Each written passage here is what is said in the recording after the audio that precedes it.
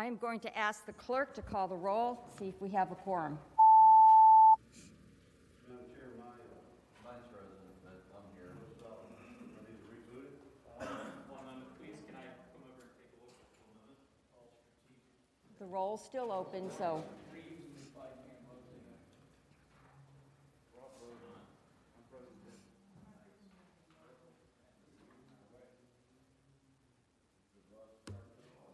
Madam Chair, we got them where we want them. Let's move. Circle and Reeves and frozen. I heard that, man. Pardon me?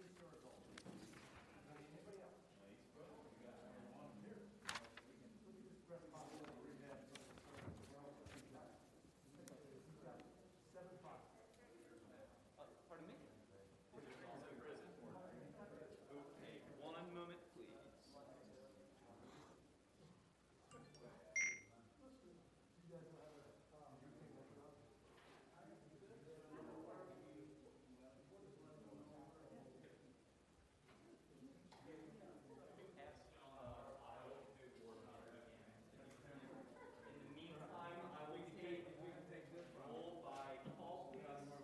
Okay. Committee members, the clerk is asking to take the roll call by voice vote. iPads are presently not working for a majority of members, and we're going to do this by hand until IT gets us sorted out. Senator Heiner, please. I'm here and I designate my proxy to Senator Reeves. Proxy to Senator Reeves. Senator Locke.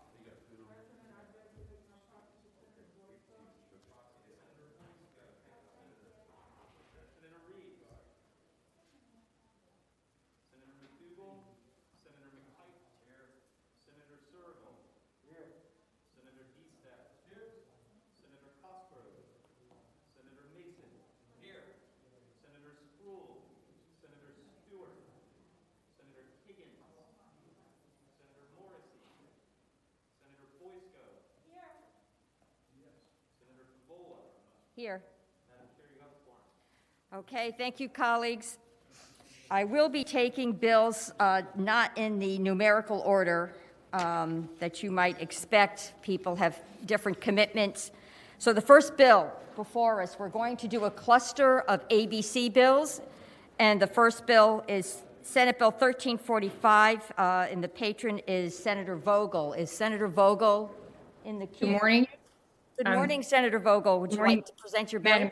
Madam Chair, I have an alternative suggestion to passing the bill, and that is I've talked to some of the stakeholders and understand that there is some new technology and new software that's going to be adopted soon related to licenses.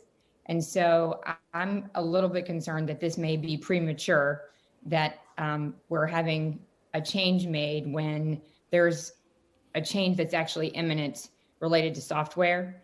So I was going to suggest that instead we lay this bill on the table with perhaps a letter that this be considered as we are moving forward and making other changes to the website. So you're asking to strike the bill for the moment? Yes. Madam Okay. Chair, I would request make a motion to PBI with a letter. Madam Chair, I wanted to clarify, is this to be a letter from the clerk of the Senate or a clerk from the chair of the committee? A letter from the chair of the committee. From the chair of the committee, in that case, I'd like to recommend PBI. Okay, so we're going to PBI this with a letter from the chair. Okay, that's the motion before us. All those in favor, will the clerk open the roll, please? Senator Heiner. Aye by proxy. Senator Locke. Senator Reeves. Aye. Senator McDougal. Senator McPike. Aye. Senator Surville. Proxy aye. That's Mr. Wilson, aye.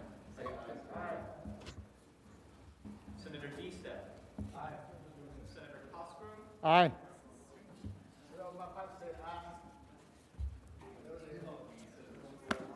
Senator Mason. Aye. Senator Stewart. Senator Higgins. Senator Morrissey. Senator Boysko. Senator Cavola. Aye.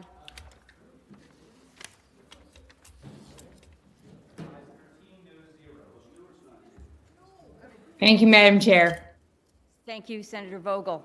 That motion passes.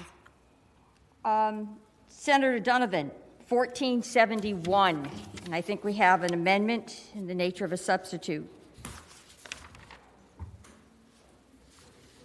Is Senator Donovan with us?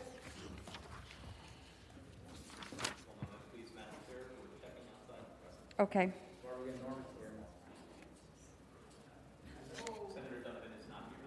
She is not here. Okay. Let's see what we're doing. And Senator Locke is not here. Madam Chair, Senator Norman's here, Madam Chair. I understand. I'd rather do the ABC things first. Senator Stewart is not here, and he asked me to present his bill, which is an ABC bill. So I am going to turn the meeting over to Senator Servo to chair the meeting while I present Senator Stewart's bill.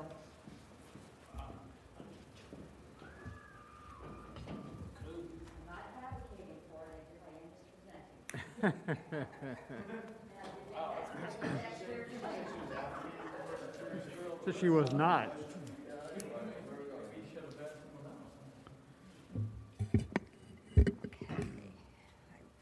Get to my... Okay, so, ladies and gentlemen, we should be looking at Senate Bill 1346. And what this bill does is if there's an event license, it allows for mobile retailers. Madam Chairman, I am here now. I'm so sorry. I'm sorry? Thank you, Senator Donovan. Senator Favola started to present Senator Stewart's bill. We'll get to your bill next. Thank you. Thank you, Senator Servo. So if you go to line 327 in your bill, it does permit for mobile retailers, and they can be licensed to sell wine and beer during events. Of course, it has to be in areas designated by the board for on-premise consumption. You should note here that no food will be required to be sold. This is the crux of the bill. The retailer, of course, could use a back of a truck or trailer, however. So, this is Senator Stewart's bill. Mr. Chairman, I will take questions, or I would like to ask ABC to comment if it's your wish. I believe either Travis Hill is on the Zoom call or John Daniels. Madam Chair. Madam Chair, thank you, Senator Favola. Senator D-Staff. Mr. Chair, Madam Chair, one quick question. Today, they can apply for a temporary license and do it already, and through food trucks, they can do it. So I'm trying to understand how this is different from the way they're doing it today when they bring a beer truck or a wine truck onto the fairgrounds, or where they have mobile trucks already with a associated with food in a restaurant already associated with an ABC license. So I'm trying to just understand the difference between What those the other difference two might be. licenses. I think, Mr. Chairman, I would ask John Daniels or Travis Hill to respond to that. Okay, thank you. Do we have Travis Hill or John Daniels on the phone, on the Zoom?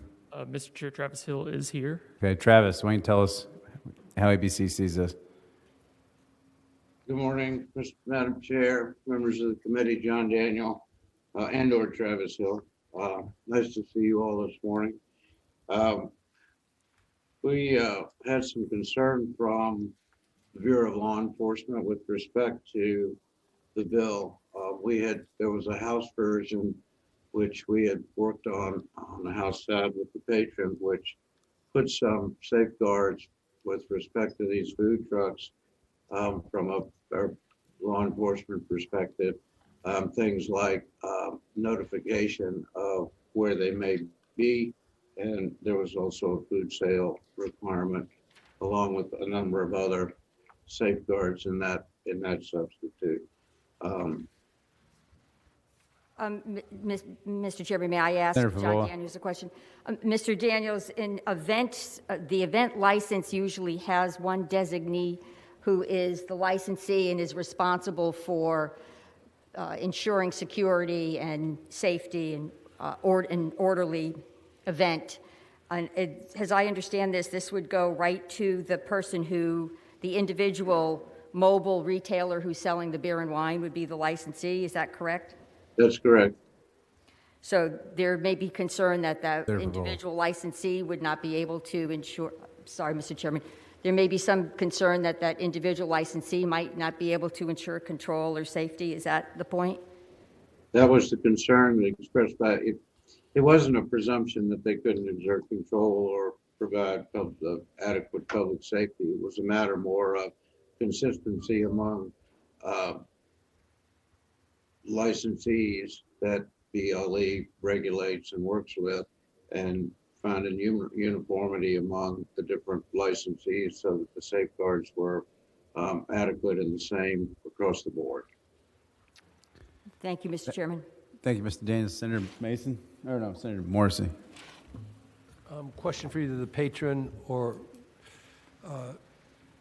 gentleman that was just speaking. What is the difference between this and, I remember going to events, like say at Browns Island, where there would be a truck, it would be dispensing beer. I don't remember if it was dispensing wine, but only beer. You had to buy a ticket, pay for that ticket, deliver it to the truck, and generally there was a volunteer organization that was handing out the beer in exchange for a ticket. First of all, do you know what I'm speaking of? Mr. Chairman, Daniels, that's a ask question the- for you. I would ask the John Yeah, I think Daniels that's to respond. done. I'm sorry. Mr. Daniels, go ahead. Okay, I think that's, we do those under a banquet license, where there's a license for the Okay. area. Sure. And consequently, you have the food sales necessity because of the banquet license requirements, and then the ancillary activity of the trucks that I think, Senator Morrissey, you're referring to that are at those events. So further question. Senator Morrissey. So that banquet license that somebody got was for a one-time single event, whereas this person who was operating as a mobile retailer would get the license, would not have to reapply per event, could distribute beer or wine, but would be required to also serve food at the same time. Is that right? Yes, Senator Morrissey. Mr. Daniels, this is Senator Servell. I have a quick question for you. So my read of this, just let me give you an example as to how this might be different, is say, for example, Hardywood Brewery could establish a Hardywood Brewery truck, and they could drive around and sell both open containers of alcohol, but they could also sell cases of their beer along with food at the same time out of their truck, because I believe this says they can also sell it in containers for off-premises consumption. Is that right? That might be true under this legislation. The House version of the bill, and I understand that's not the bill before you, but did have a limitation on the number of taps, which the implication would be that you'd be selling from the tap and not selling necessarily a case from that same truck that you might have a tap. Okay, thank you. Are there any other questions from the committee? Mr. Chair. Senator DeSteff.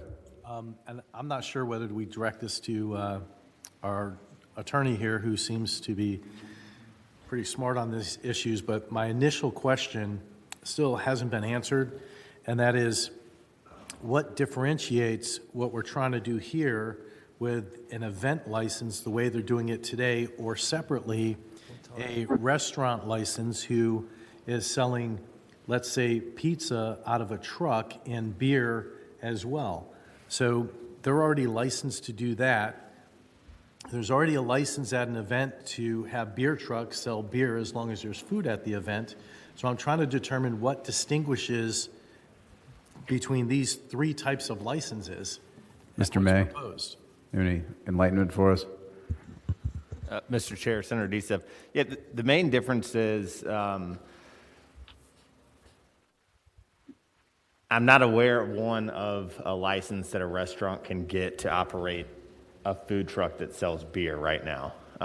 When you see a beer truck out, typically what it is a wholesaler who's running a beer truck, and the person running the event has gotten the banquet license, and it's typically, they do it in a way where they're not making money off of it. It's like a nonprofit sort of thing.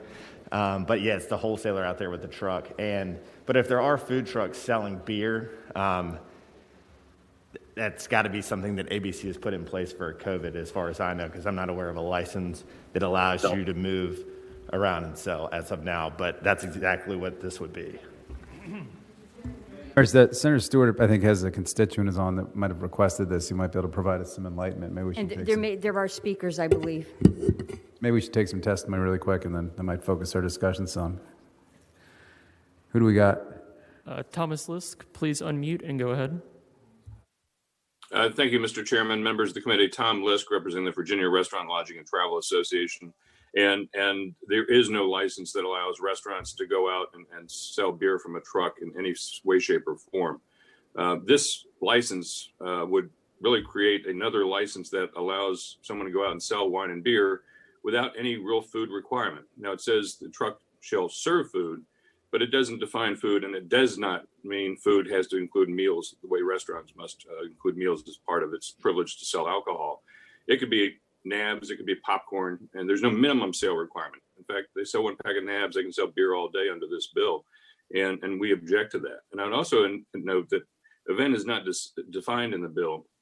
So it could be any sort of event. It doesn't have to be one sponsored by a charity or a private person. And lastly, restaurants, when they apply for ABC licenses, they have to give public notice. There's a chance for locality and individuals to object if they don't think that's a proper location for selling alcohol. There is no notice requirement here. The truck can just show up anywhere without regard to whether it's close to a school, playground, a church, house of worship of any form. And for those reasons, we object. We think this is creating an unfair advantage for an operator to just go out and sell beer and wine with no food requirements. Thank you, Mr. Lisk. Who's next? Kyle Allwine, please unmute and go ahead. Mr. Owen, welcome. Thank you, Mr. Chairman and members of the committee. In a couple minutes, you're going to hear from a business that actually worked with Senator Stewart to write this bill. And so I'll yield most of the answers to these comments to him. But what I will say is that the Fredericksburg Regional Chamber of Commerce, our 800 members and our 30,000 employees support this bill. There may be discussion and room for amendments here that may make this bill better or stronger. But in the essence of what this is, in this day and age of COVID, we need to be flexible. I mean, earlier this year, we allowed restaurants to have cocktails literally for takeout. So if we're going to be raising questions about safety and security, I mean, I think we should first check and see what have been the experiences of the last 9 months of having relaxed ABC regulations on established restaurants. I'm not saying that those are in question, but what I'm saying is that perhaps some of these regulations that we're putting on businesses are unfair. And in that case, they all need to be revised or looked at with studies based on DUI rates and things like that. But we are in support of this legislation. We feel like it's necessary, particularly from a liability perspective for businesses that would like to do this, because gaining an ABC license would give them the ability to carry liability for these events, thus granting patrons more safety and security, knowing that what they're getting is carrying some type of liability. Thank you, Mr. Chairman. Thank you. Who do we got next? Paul Sante, please unmute and go ahead. Mr. Sante, welcome. Good morning, welcome. Thank you, everybody. Good morning, Madam Chair, members of the committee. My name is Paul Sante. I'm co-owner of Travel and Tavern LLC in Stafford County. Sincerely grateful to be here today and thankful to Senator Stewart and his staff for making this even remotely possible. I'll be as brief as I can. I did prepare some notes, but I will be brief. So a couple of years ago, my wife and I did discuss an idea, although it seemed somewhat far-fetched, but through our experiences, we noticed a niche in Fredericksburg that would provide a so-called mobile beverage catering business that was specific to the beer and wine industry. Consulted with my friend, and with a little bit of creativity and ingenuity, we came up with Travel and Tavern. Our plan was to safely and responsibly serve beer and wine at weddings and events and other small events, and quite possibly become a small successful business. Our equipment is customized. It is refrigerated, and it's fully outfitted with beverage taps that supports a variety of business and events that are both large and small. It may be reassuring to know that we consider ourselves a professional and specialized operation, and we pride ourselves in customer service convenience, efficiency, but most importantly, safety and responsibility. We are graduates of the Virginia ABC Responsible Sellers and Servers program, as well as certified beer servers through the Cicerone certification program. What we didn't realize, however, was the impact we created to the local beer and wine industry. Because our services are rather unique and a convenient option for breweries and wineries, we can accommodate many of their outdoor and offsite events without the logistical hassle that they were normally accustomed to. Our relationships with many small businesses of the beer and wine industry, as well as other industries, have grown considerably. We feel we are a local success story, and we provide a template for others to mimic that would create a boost to local economies in Virginia. However, our success is not without limits.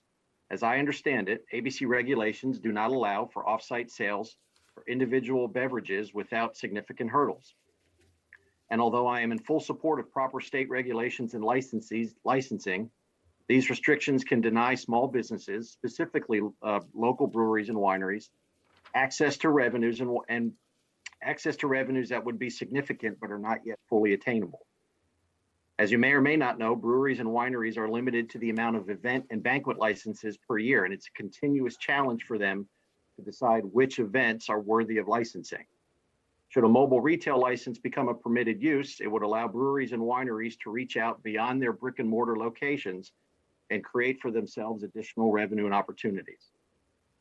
Of course, I wouldn't miss the opportunity today to mention the impact that COVID-19 has had on many of these small businesses.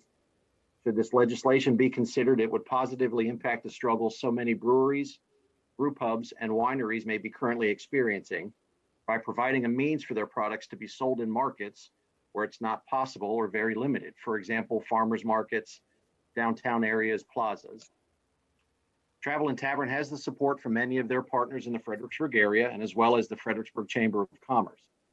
We believe this legislation would allow for the same regulatory oversight from the state, be of little impact to the state budget, and relieve some of the hassle that so many are experiencing to obtain a license.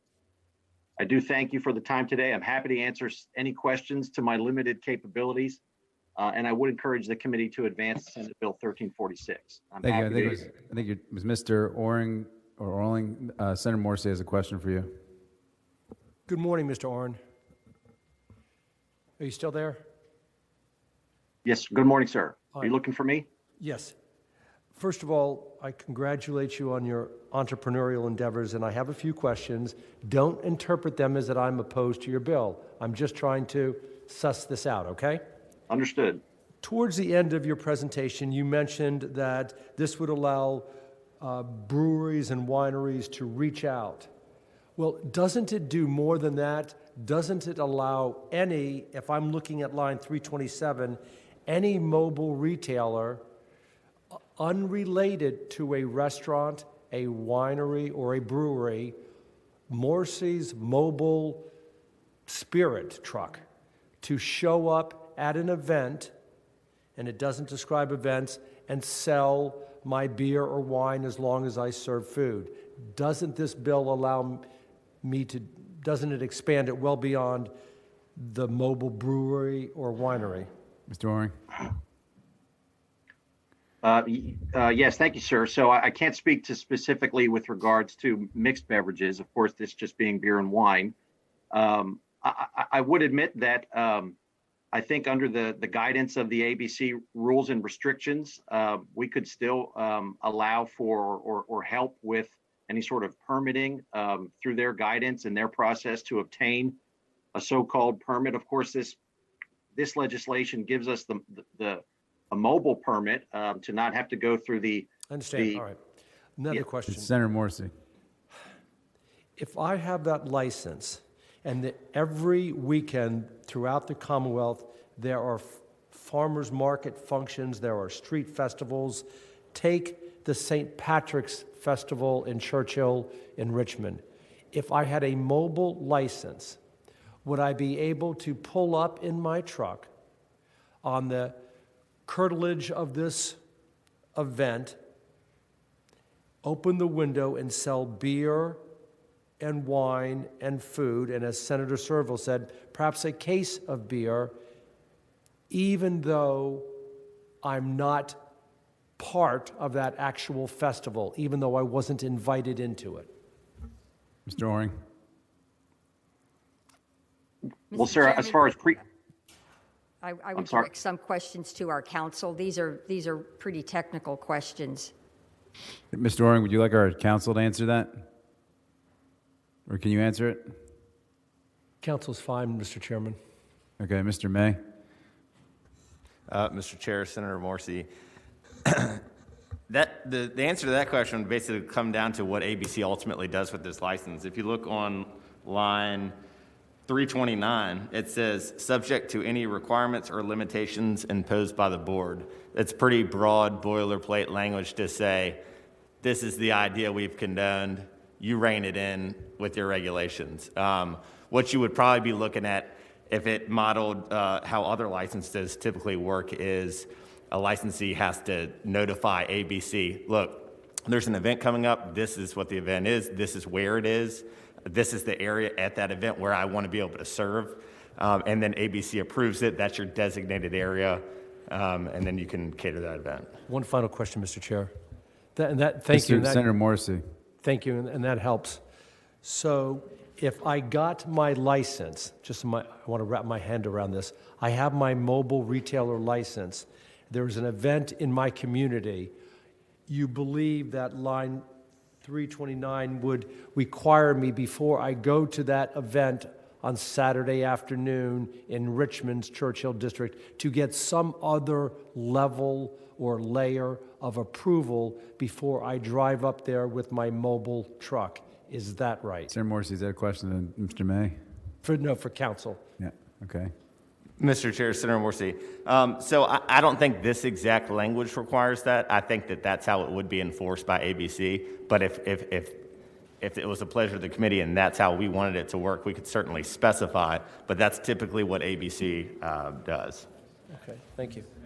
Quick question, looking at the language here. The way I read it, because there's no food ratio requirement, wouldn't it be accurate to say that, this beer truck, could have kegs of beer, be selling cases or whatever, and all they have to have is a bag of Doritos sitting there to meet the food requirement under this license because there's no ratio requirement? Mr. Chair, that'd be correct. That's correct, yeah. Senator Sproul. Yes. I'm sorry, we do have some more public testimony. How many more people do we have? We have one more, Mr. Chair. Senator Sproul, do you have a question on that, or do you want to wait till we're done with it? No, Mr. Mays. Question, Mr. Mays. Okay, Senator Sproul for Mr. May. Piggyback on what Senator Morrison said, if you're not invited, he keeps saying he can just pull up. And I got a church event outside, for example, on Saturday, and we had a nice time.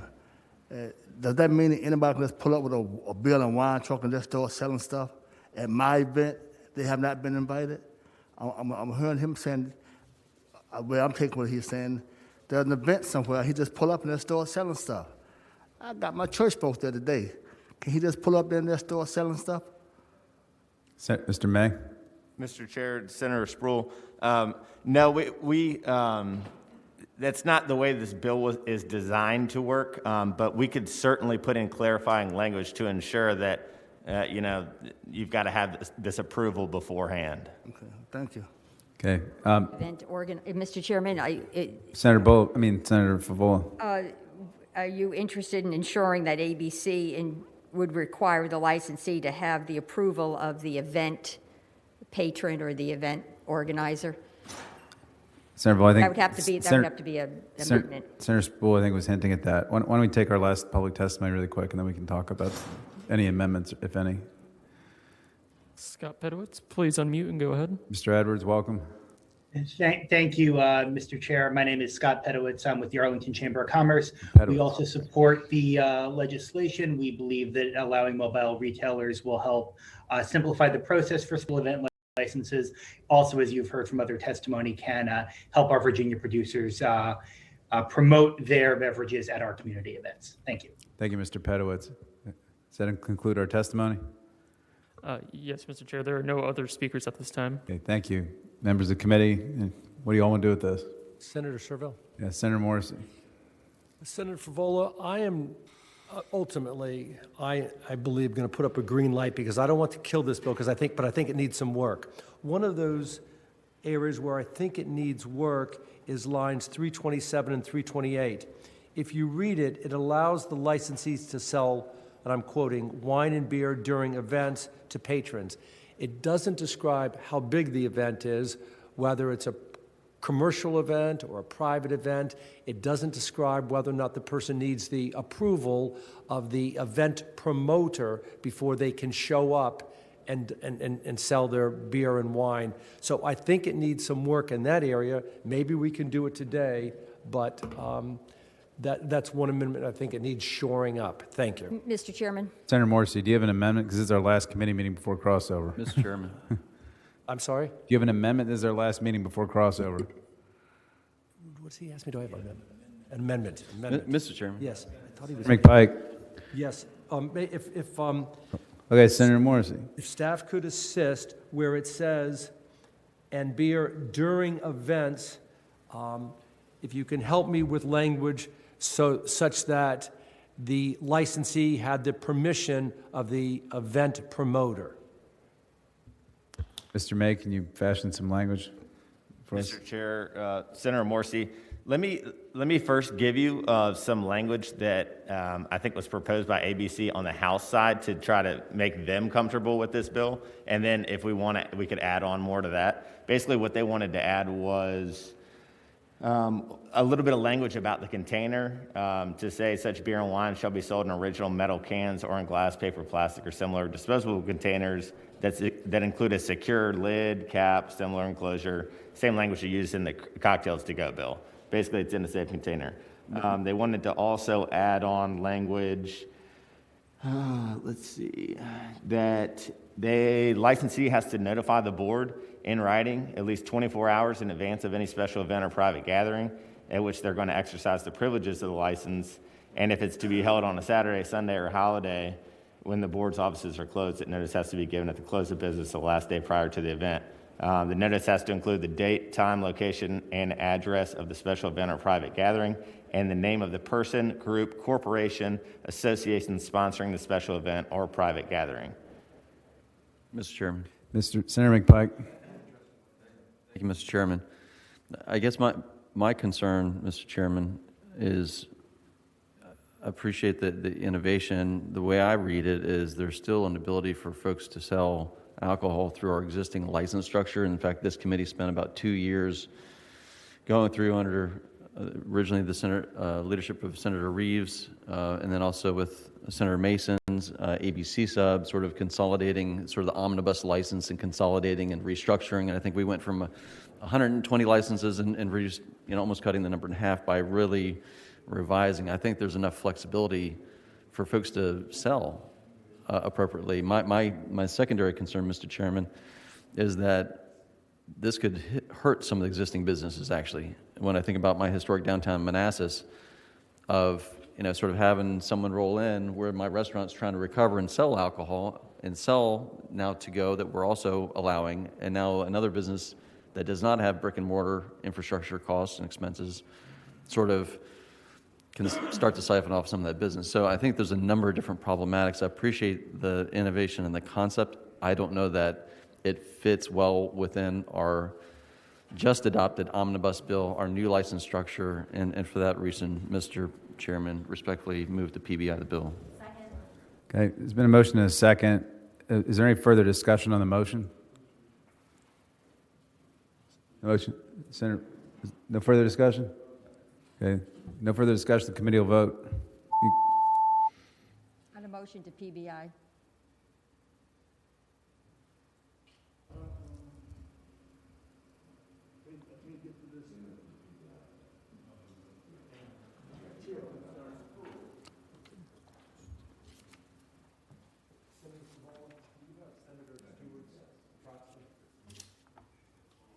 No, I do not.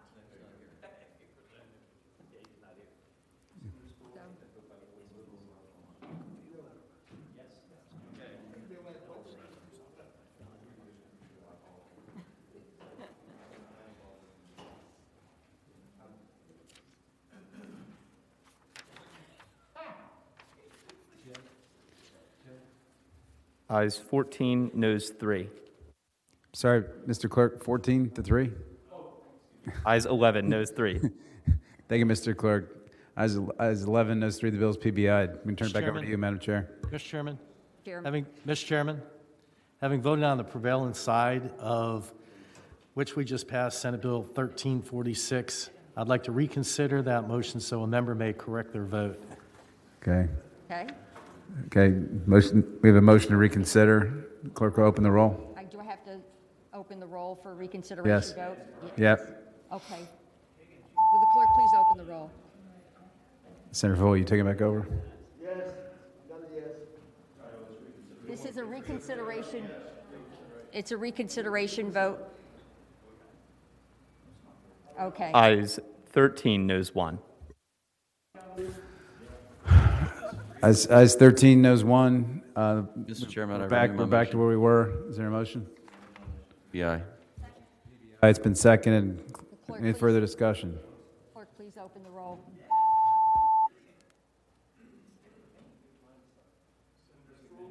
Yes. Okay. 11, noes 2, 1 abstention.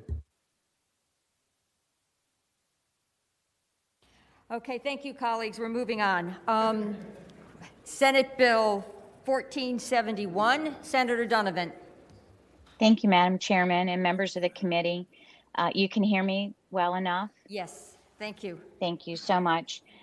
This bill is about areas. Senator Donovan, did you have a substitute? Oh, thank you so much. Yes, Madam Chairman, I have a substitute.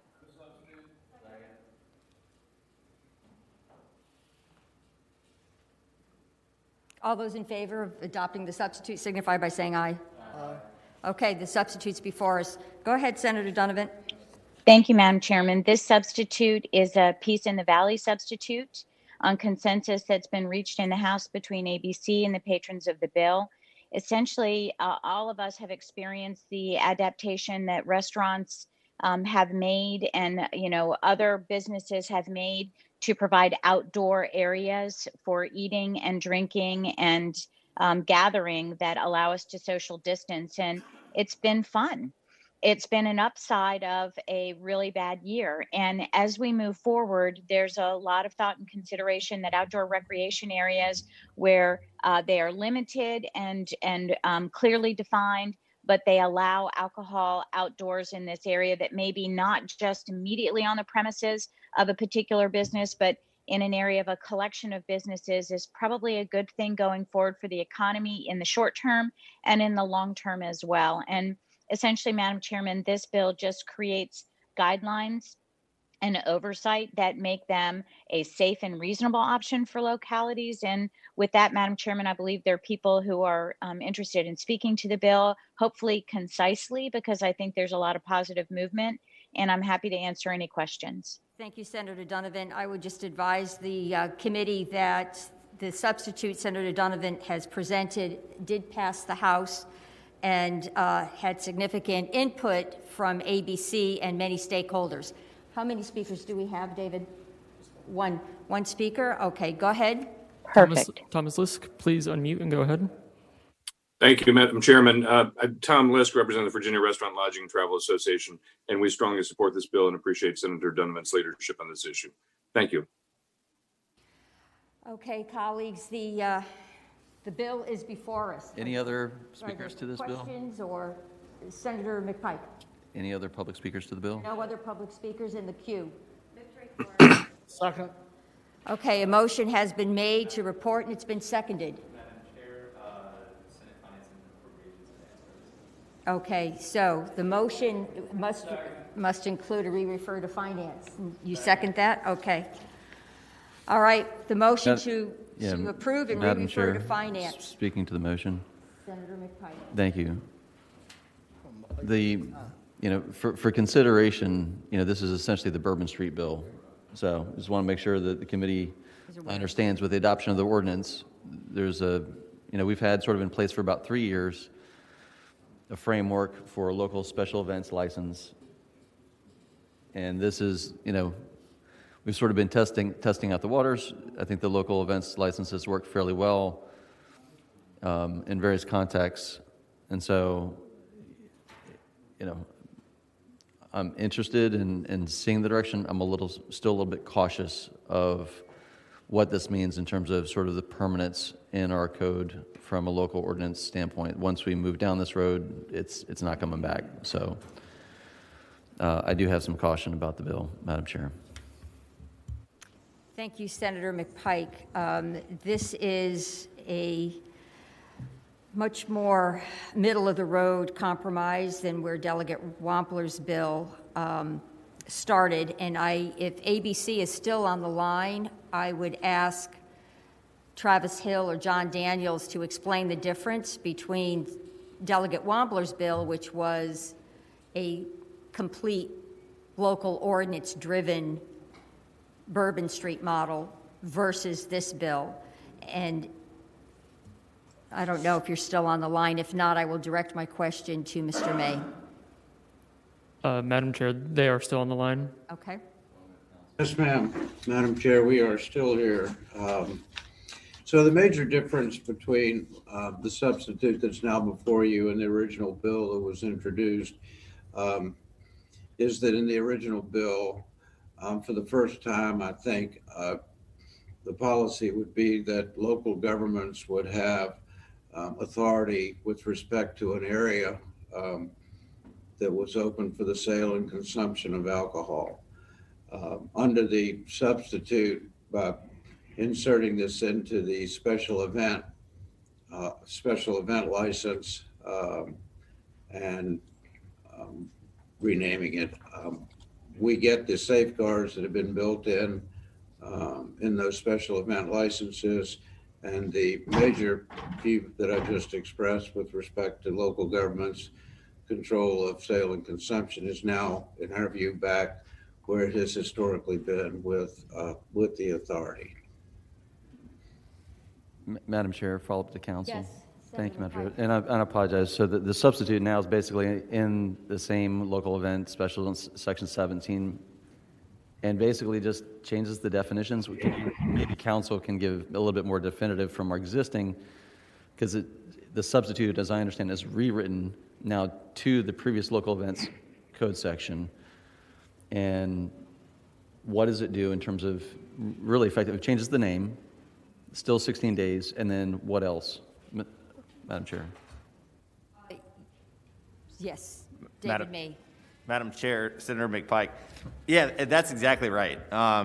It changes the name of it everywhere in the code, and basically what it says, it leaves all those provisions intact, but it goes beyond to say, in addition to what we will allow you to do under the local special events license, if you pass an ordinance saying that you want to go above and beyond what we're allowing here, then that's okay, and we'll work with you to do it.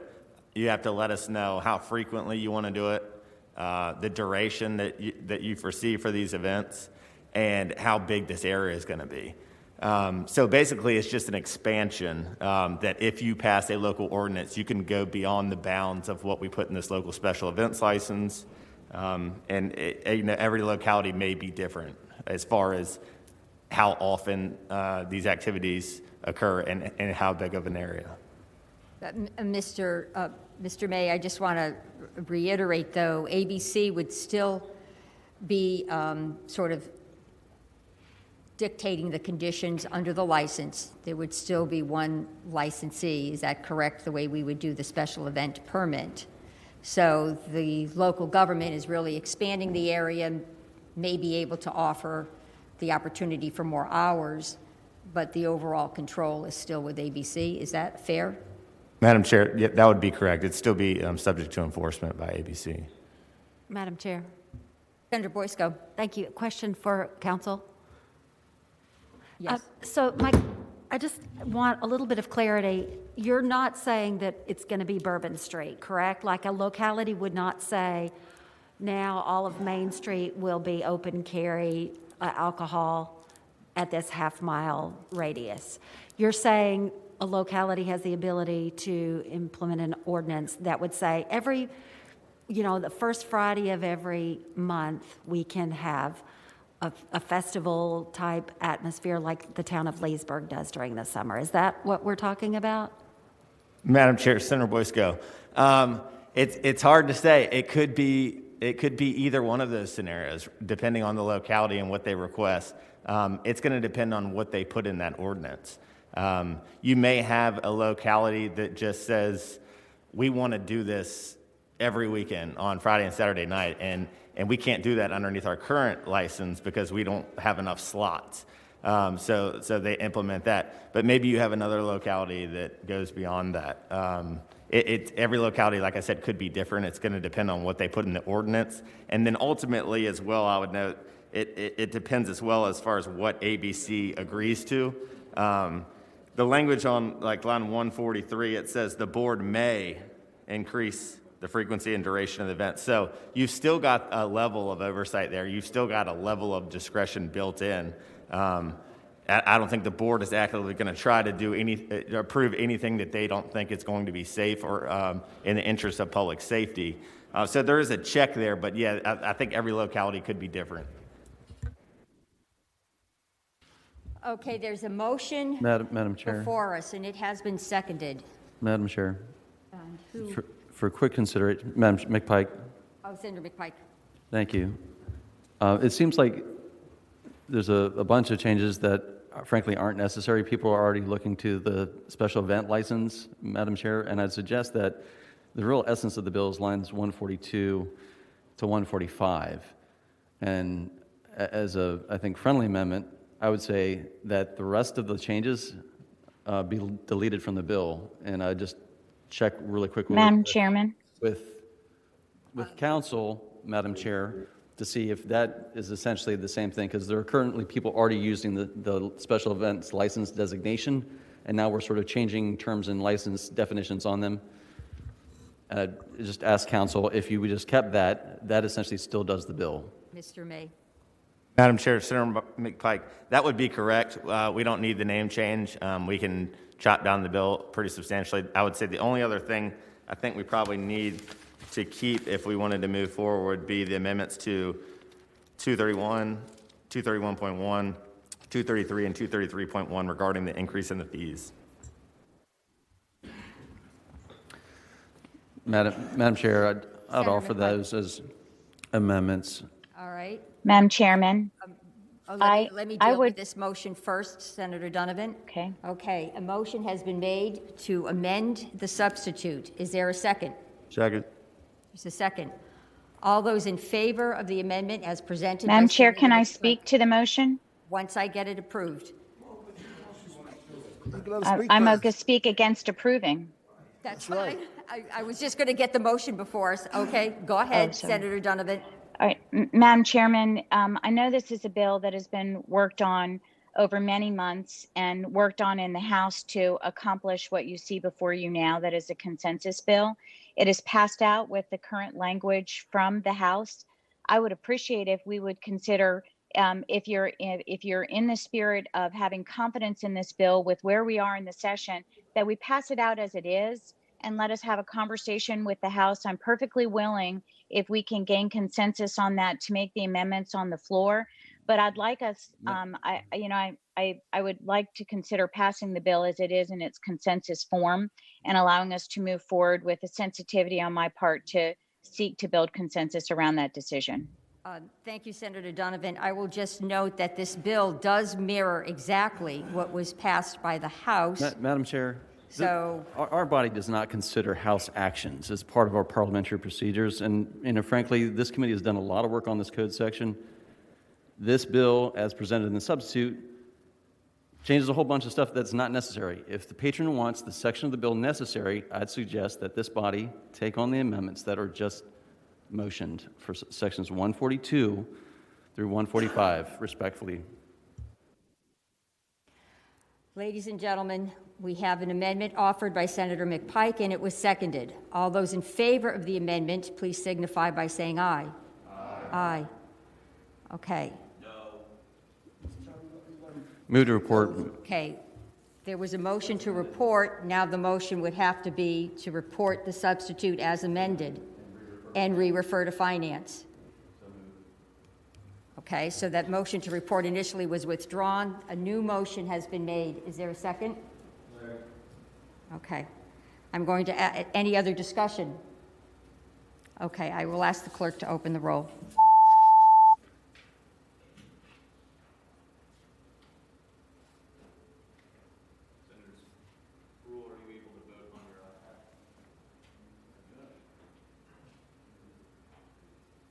Ayes 11, noes 1, 2 abstentions.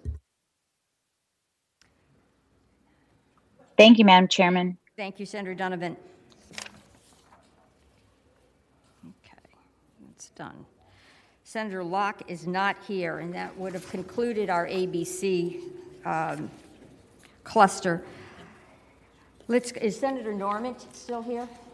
Madam Chair, he's across the hall and said to please grab him when needed. Okay. And it looks like Senator Locke is walking across right now. It says Locke's coming, Madam Chair. We are going to wait one moment for Senator Locke, because then I can relieve the ABC staff.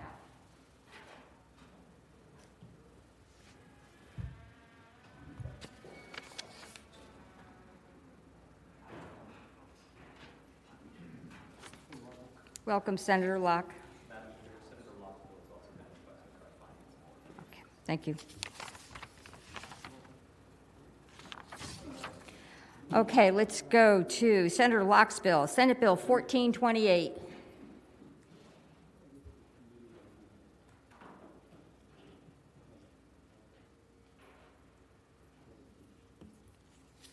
Thank you, Madam Chair. Are there any amendments, David? Madam Chair, Senator Locke, we do have some amendments. I'm going to go ahead and publish those. I can read them as Could you well. read are there line amendments? Could you please read them? Bear with me one second. Let me just click this button, and then I'll.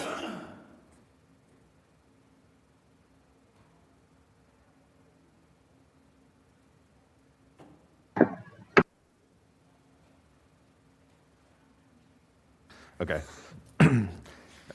Madam Chair, there would be 15 line amendments, but it's basically the same 5 amendments 3 times because this section is set out 3 times in the code for various iterations. So I'll just go through it, the first 5 one time.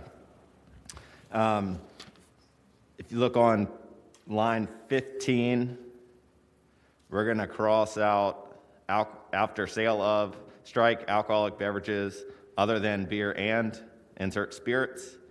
And then after wine, strike not. Then on line 16, we're going to, after wineries, unstrike that comma and then strike the word and. Later on line 16, after beverage coolers, strike the word not. And then we are going to, on line 20, insert before the very last sentence on line 20, the board may not sell beer. Again, that ultimately produces 15 line amendments as we repeat those same amendments 2 more times. If you want, it may be easier if I just read the new language. Okay. If you look at this current language, it's very confusing as far as what the code means. It says that the board can establish and maintain government stores for the sale of alcoholic beverages other than beer and wine not produced by farm wineries. And it would now compound that under the current language by LABs not produced by licensed distillers. We changed that language around so it kind of reads in the positive sense now. This is more just, this part is just technical. So it'll say, the board may establish and maintain, operate government stores for the sale of spirits, wine produced by farm wineries, and low alcoholic beverage coolers produced by licensed distillers. Okay, I am going to ask that Madam Chairman? that we adopt those amendments in a block with the exception of the board may not sell beer. Madam Chairman? Yes, Senator McDougal. David, when licensed distillers, is your interpretation that that's Virginia licensed distillers and not just somebody licensed anywhere as a distiller? Chair, Senator McDougal. Yes, that's every time we refer to licensed distillers in the code, we're talking about distillers licensed in Virginia.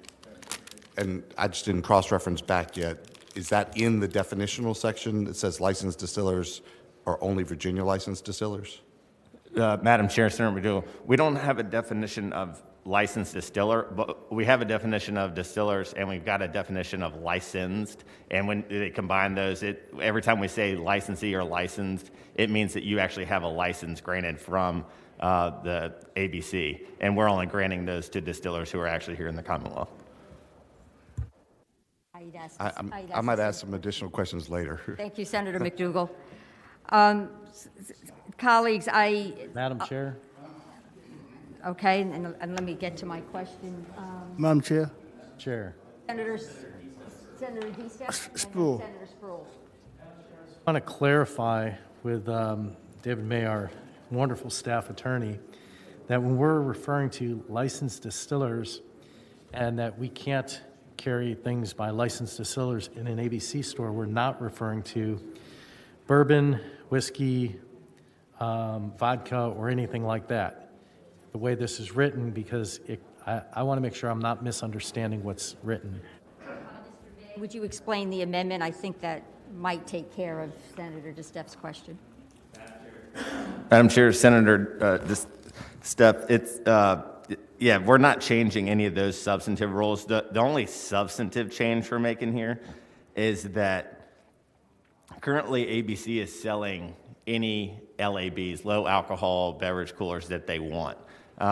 This bill would limit them to only being able to sell a LAB that's produced by Virginia licensed distillers. So any LAB that's produced out of state, ABC cannot carry it in their stores. And the low alcohol beverage definition is something alcohol that's 7.5% or less than 7.5%? Madam Chairman? Madam Chair, if I could, I'd like to follow up. One follow-up, and then it's Senator Sproul's turn. Madam Chair, I just want to make sure that I understand this correctly. And David, if you could, please clarify. We're saying that the ABC stores can carry Virginia licensed low alcoholic beverages, but not low alcoholic beverages from other states. Madam Chair, Senator DeStef, that would be correct. That's correct. Yeah. Clarification on that, Madam Chair, if I may, David. So you're saying that those low alcoholic beverages that are distilled outside of the state of Virginia can be sold in grocery stores, 7-Elevens, Wawa's, wherever there's an ABC license for beer and wine. However, we're saying that only Virginia-based low alcoholic beverages can be sold in an ABC store? Madam Chair, Senator DeStef, that would be correct. So I'm trying to follow the logic Senator on this. DeStef.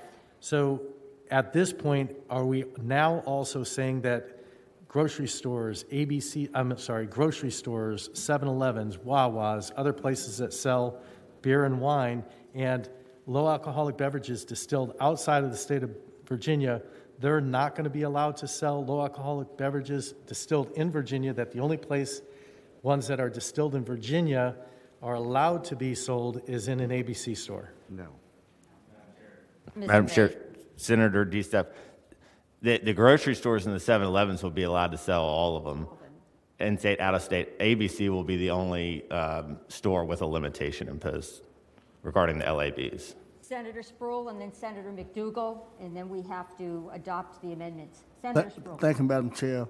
Senator McDougal raised a question pertaining to Virginia only, and knowing that lawyers who got good book sense, if you read that as a lawyer, you might understand you're talking about Virginia only. But if a layperson would read it, how would I know that you were talking about Virginia only? That was the question that Senator McDougal answered earlier. So how would I know if I read that and not being a lawyer to interpret this kind of stuff, how would I know we're talking about Virginia only? In terms of Virginia distillers? Yes, ma'am. Mr. May. Madam Chair and Senator Sproul, to address your question, if you look at section 4.1-100 and you look down to the definition of, it's got a definition of licensed and licensee. Here we use the word licensed, which means under 4.1-100, the holding of a valid license granted by the authority. And the authority would only grant a license to a distiller who's here in the Commonwealth. We sell products from other distillers, but we don't license them. So that's how it boils down to it just applying to the Virginian distillers. Thank you so much. Senator McDougal. Madam Chairman, I think in this conversation, we need to understand what we're actually doing. This is not preventing any other retail store for selling what is wine and beer. These low alcoholic beverages are wine and beer. But we've set up ABC to sell spirits, not wine and beer. We made the exception for farm wineries, and that's the exception Mr. May read. This will also have a second exception for low alcoholic beverages that are beer, which is just the same as farm wineries. But make no mistake, the tax rate at the ABC stores is around, was it 17% change for beer and wine, and it's 55% plus for spirits. So if we continue to have more space in ABC stores for things that are not spirits, these low alcoholic beverages or anything else, we're losing money. There is no way around it because there's only so much shelf space. And if you don't have spirits in there, you're giving up shelf space to things that are taxed at 30% less. And that's just not going to make the margin. That is correct. Okay, colleagues, with the request that we remove the board may not sell beer, only because I believe the way our code is structured, we have what can be sold, what can't. So if we add an additional clarification, it may bring confusion to other parts of the code. Would you agree with that, Mr. May? Madam Chair, I would. You know, in the first line, we're saying that if we adopt this language, that ABC can sell spirits, wine if it's produced by a farm winery, and LAB if it's produced by a licensed distiller. That's the list. To put later on that the board cannot sell beer, one, I don't think it's necessary because we just said what you're allowed to sell. And two, it could create confusion in that if you don't list everything that the board is not allowed to sell, then you shouldn't list anything. Because you get to the question of why are we mentioning the beer if we're not mentioning anything else? Is the board allowed to sell other things? Right. Okay, colleagues, I would like to move that we strike the sentence, the board may not sell beer. May I have a motion and a second to that effect? Okay, motion made by Senator Reeves and second Sproul. by Senator Sproul. All those in favor? Madam Chair, I've got a substitute motion. Well, let's get rid of this beer, the ABC shall not sell beer first. Let's get rid of this amendment. Madam Chair, I actually have a substitute motion to that. Senator DeSteph, what is your substitute? So, Madam Chair, my substitute motion is, and I think that what we're doing here is we're creating a path that we should not go down. So, Madam Chair, my substitute motion would be that the board... Madam Chair, excuse me a minute. Excuse me a minute. I don't mean to cut you off. I have my hearing aid in, and they're talking too loud. Gentlemen, please. We were trying to... Then y'all talking too loud. If you have to have a conversation, could you maybe move away? Senator Sproul would like... Now I can take my hearing aid out. I can take them out, and I can hear a damn thing. Thank you. Senator DeSteph. Madam Chair, back to my substitute motion. I think that the path we're going down is kind of illogical.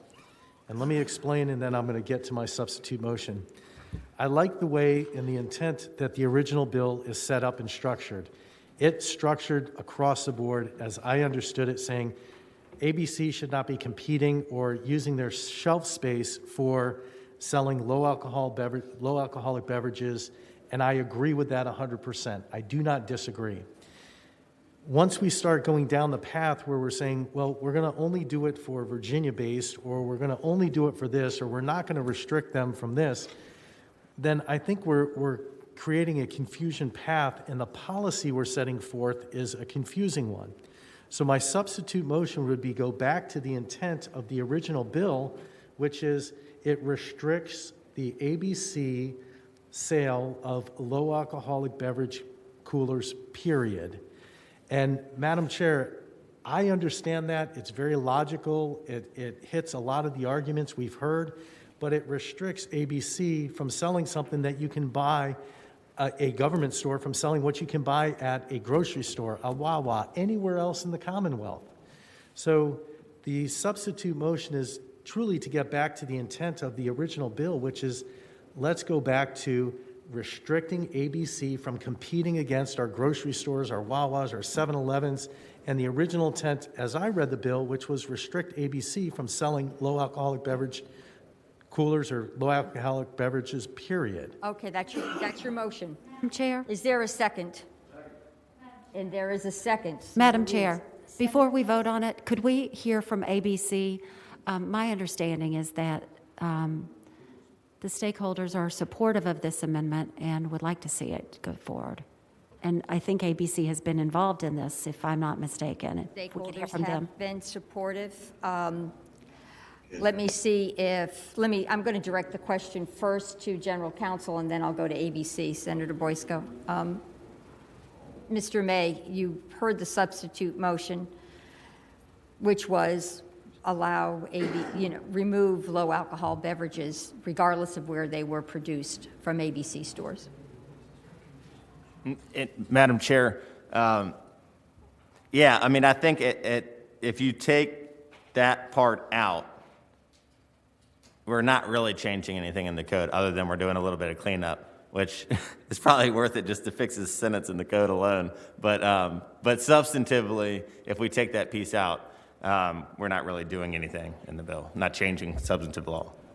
Let me ask if Travis Hill or John Daniels happen to be on the line. Yes, ma'am. Madam Chair, John Daniel, Virginia ABC, I'm here. John? So to the original question, I mean, this is language that I think the proponents of this legislation and ABC thought that the language with the line amendments clarified this section, and you had straightforward language as opposed to, I think, 2 double negatives in the sentence. And that's pretty much the sum total of our discussions with our partners at the Wholesaler Association. The substitute motion is before us. Madam Chair, Senator Sproul. we're talking, I would like to hear what the patron say. Does she agree with some of the stuff we're talking about? She just sitting there and looking all pretty. Senator Locke, would you like to speak to the substitute motion? I would like to, I don't support the substitute motion. Very good. Okay, colleagues, all those in favor of supporting the substitute motion signify by saying aye. All those opposed to the substitute motion signify by saying no. No. Okay, the noes have it. The substitute motion dies. Okay, so now we're back to the amendments the line amendments that were offered by Mr. May, and I would like to move, I think we already had moved the adoption of those amendments absent the sentence, "The board may not sell beer." Move to report the amendment as stated. Second, has presented. Second, all those in favor of that amendment signify by saying aye. Aye. Any opposed? Signify by saying no. Okay. The bill as amended is before us. I am now going to turn to the patron, Senator Locke. Please make your presentation. Thank you, Madam Chair.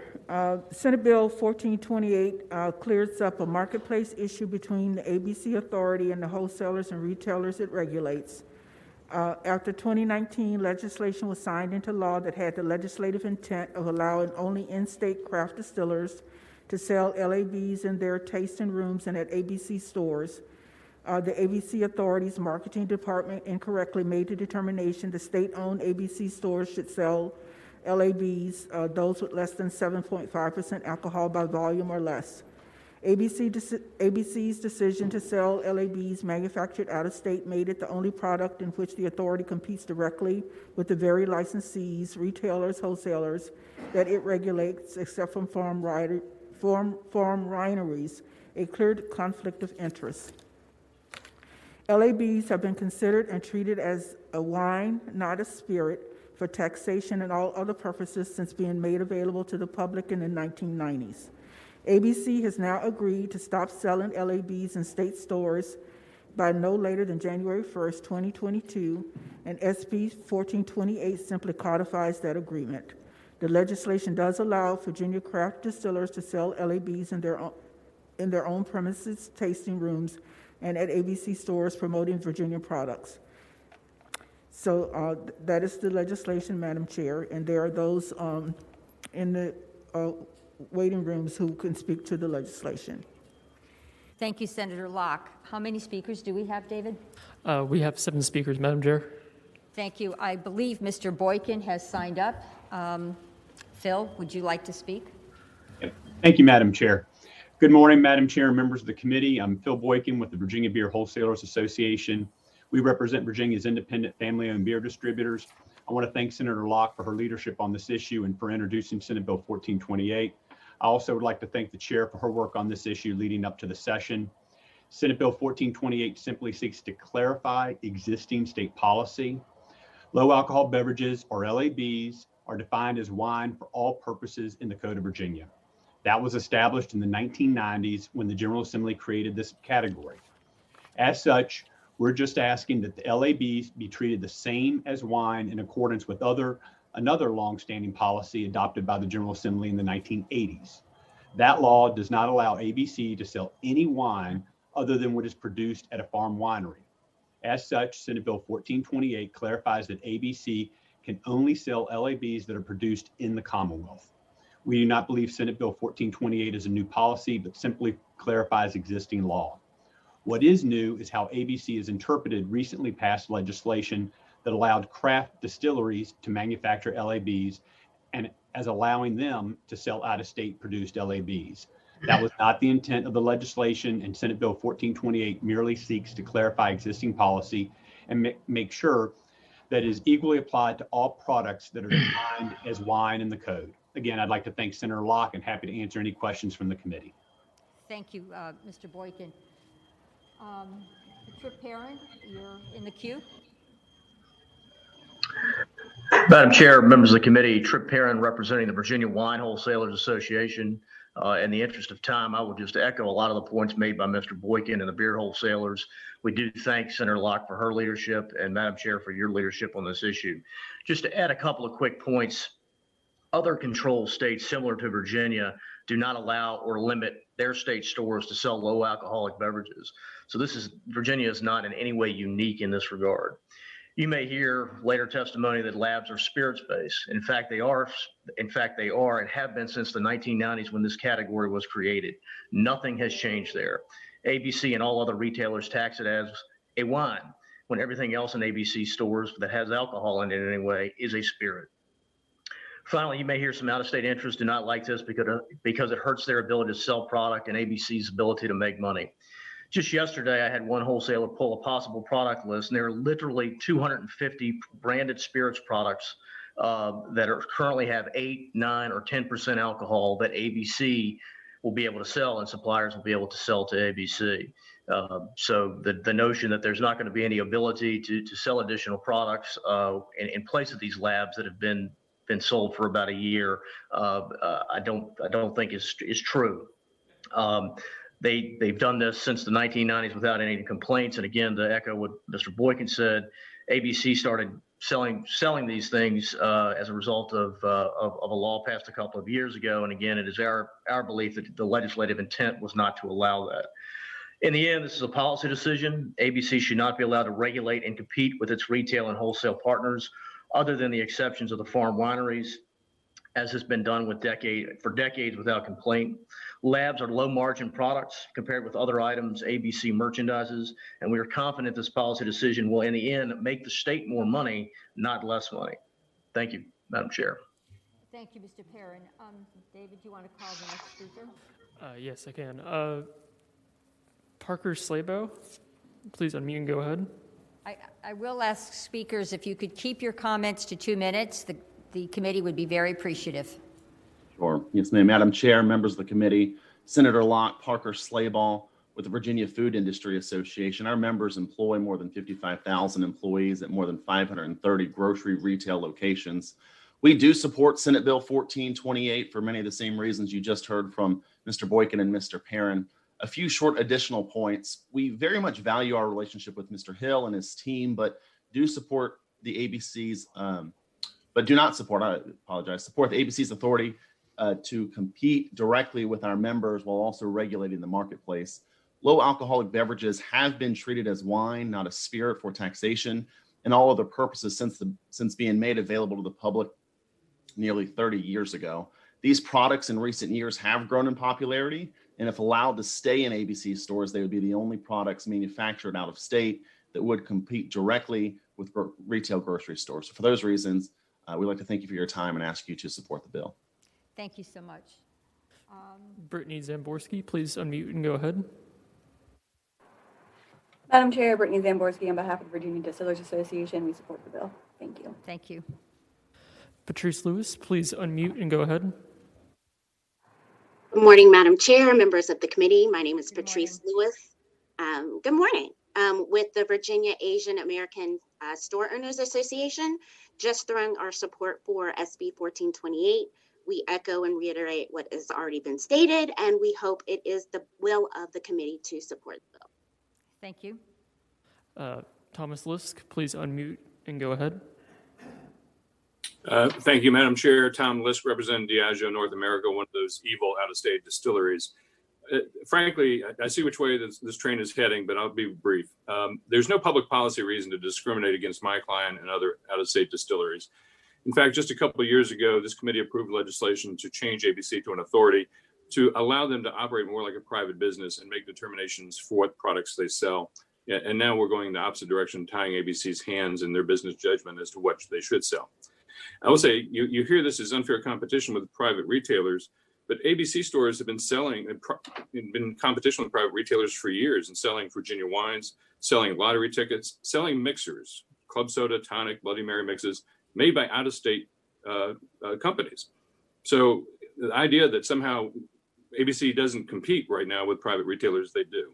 And if you pass this bill, which I suspect you will, ABC will still be in competition with private retailers selling Virginia-made LABs in competition with Virginia-made LABs being sold in grocery stores and convenience stores. So you're not eliminating this competition with private retailers. You're just showing favoritism to a Virginia product over out-of-state products.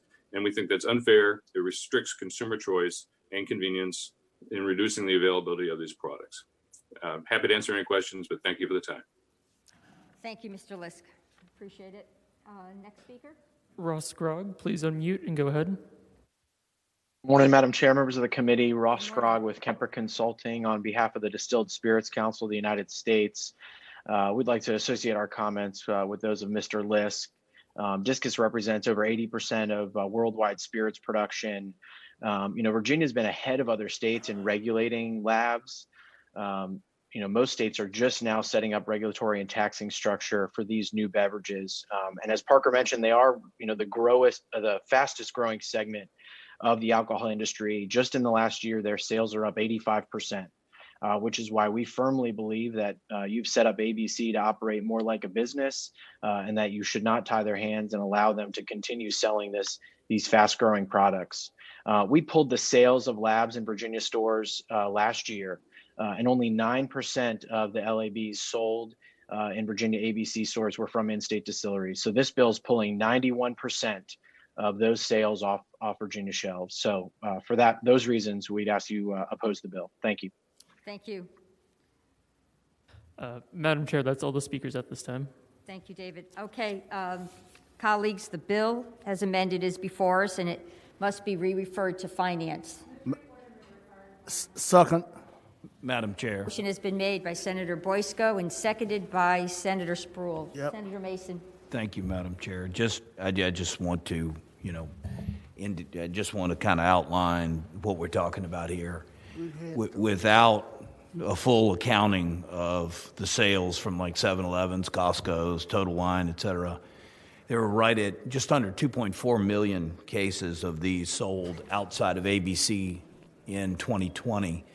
And 32,000 cases sold in ABC. So it was only about $2.5 million worth of top line revenue to ABC. So it's a pretty 1.3% of sales were out of ABC. So I just wanted to make reference to what we're eliminating here. Thank you. Madam Chair. Thank you, Senator Mason. Madam Chair. Senator Morsi. Is the Tripp still on the lobbyist on the Zoom? Mr. Perrin is still on Is Tripp Madam Perrin- Chair, yes, ma'am. I've got a question. I was leaning towards supporting this bill and may still, but here's my question. Senator Mason took the wind out of it a few moments ago.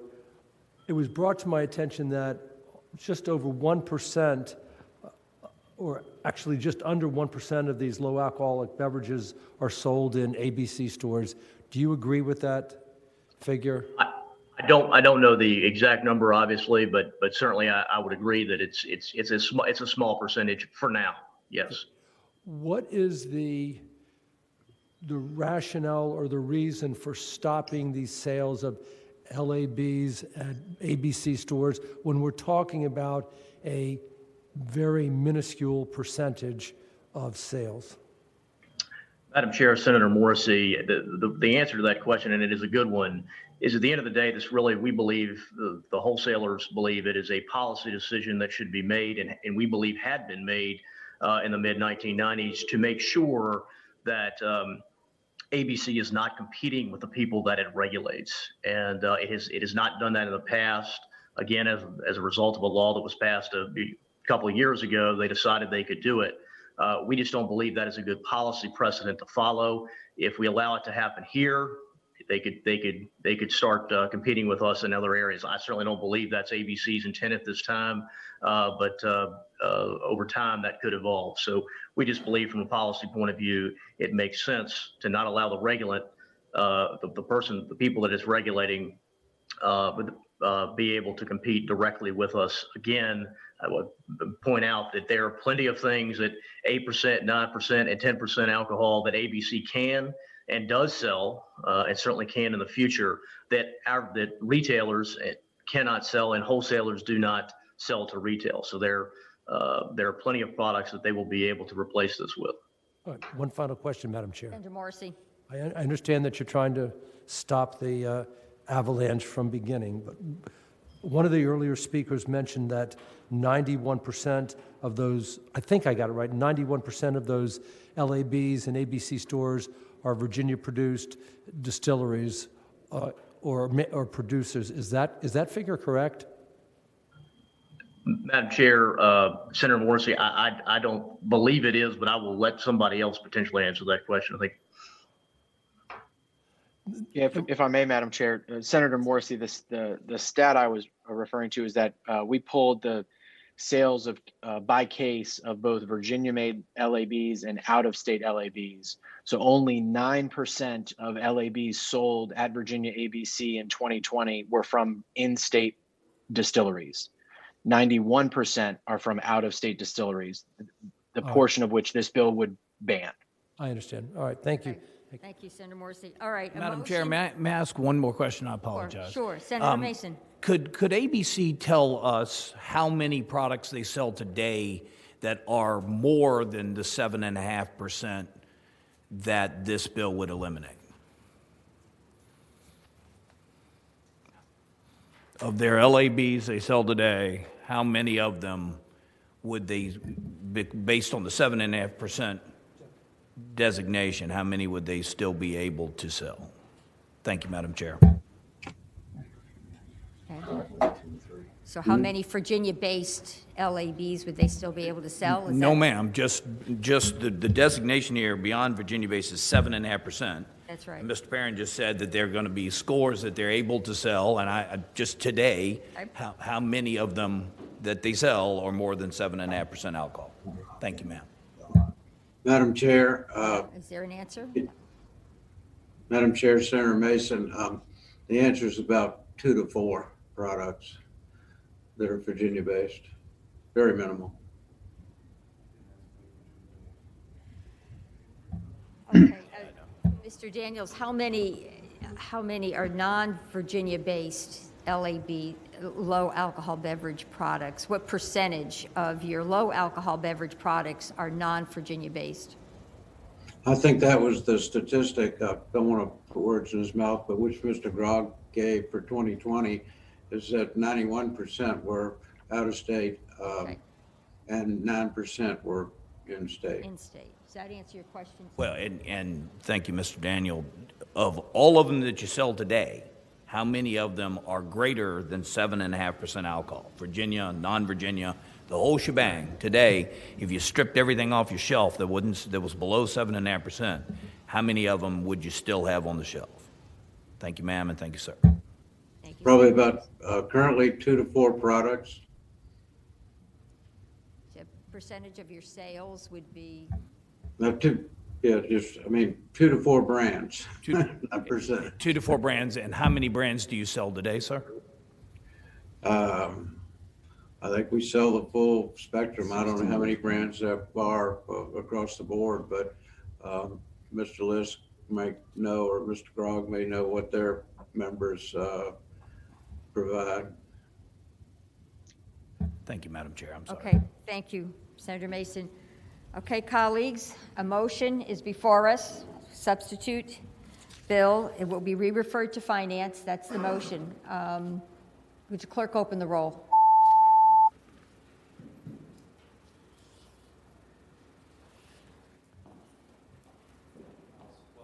Noes, 1 abstention. Bill reports, and it's re-referred to finance. Thank you, Senator Locke. I believe that concludes our ABC cluster of bills. Is that correct, Mr. May? And let's go to Senator Norman, who's been waiting patiently because he's so interested in the rehab programs. Senate Bill 1397.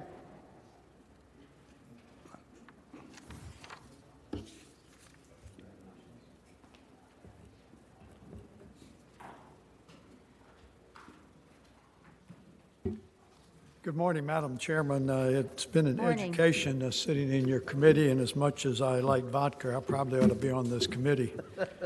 A popular committee. Yeah. I have a fairly simple bill that's a very narrow policy issue on Senate Bill 1397. What it provides is as the General Assembly is moving through on revising some of our policies and protocols in the Department of Corrections, we're moving in a direction of releasing prisoners for various reasons before they complete their tenure.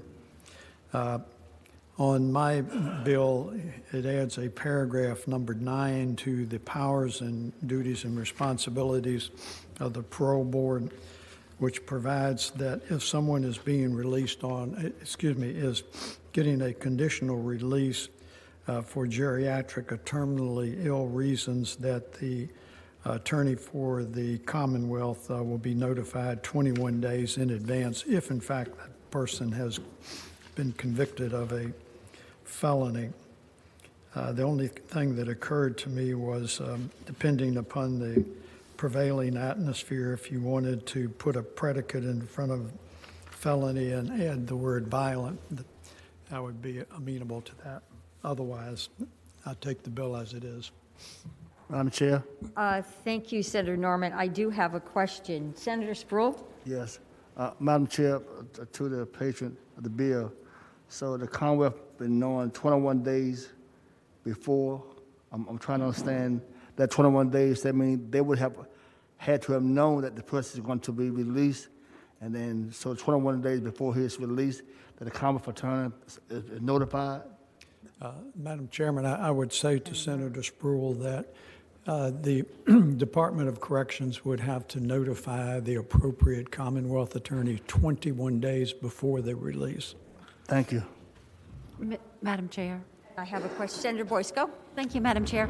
I would just like us to go back to the special session, to the legislation that I carried around conditional release of terminally ill prisoners. And I would just like to remind the body that we made it ineligible for pretty much all of the violent felons to have the opportunity to be considered for the geriatric conditional release.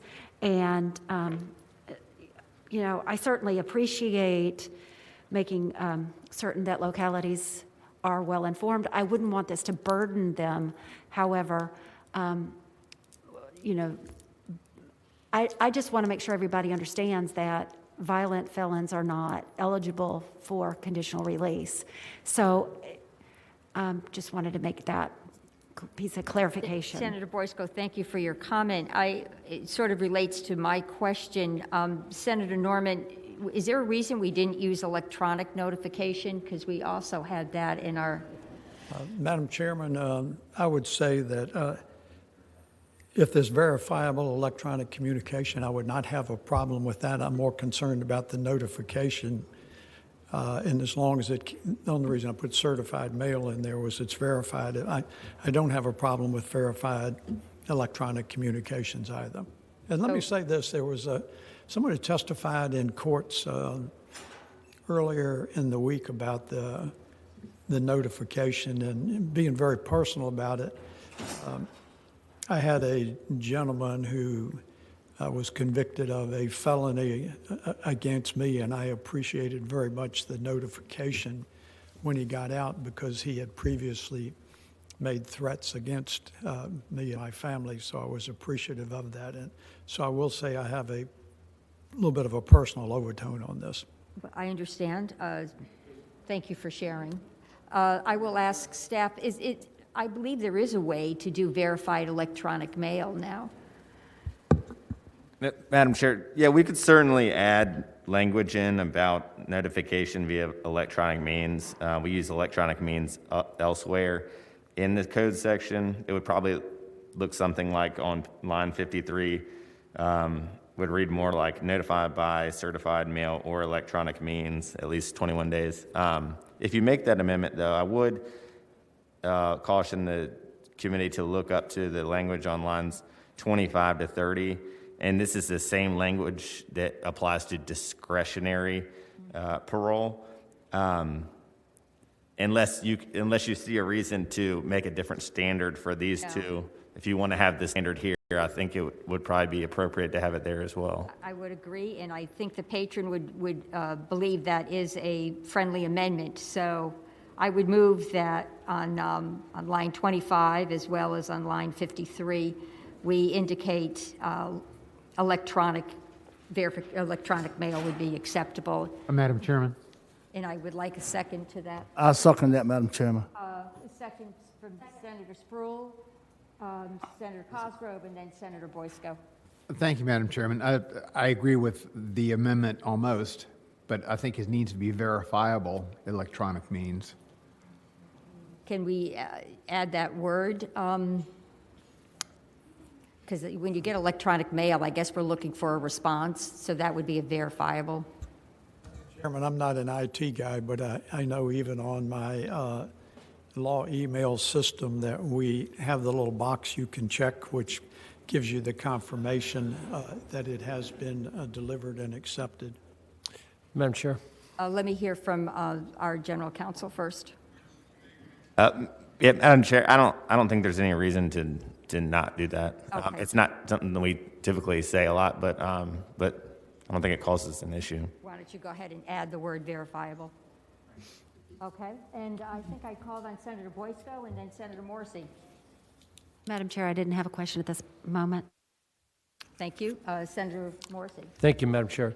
To the patron, the main purpose for this bill is so that the victim will ultimately be notified. Isn't that correct? Don't start giving me your lawyer stuff. Don't you agree? That is ultimately the responsibility, but based on your history, while it may have evolved since you were a Commonwealth attorney, I don't know a Commonwealth attorney's office in the state that when they receive this doesn't notify the victim through the victim assistance.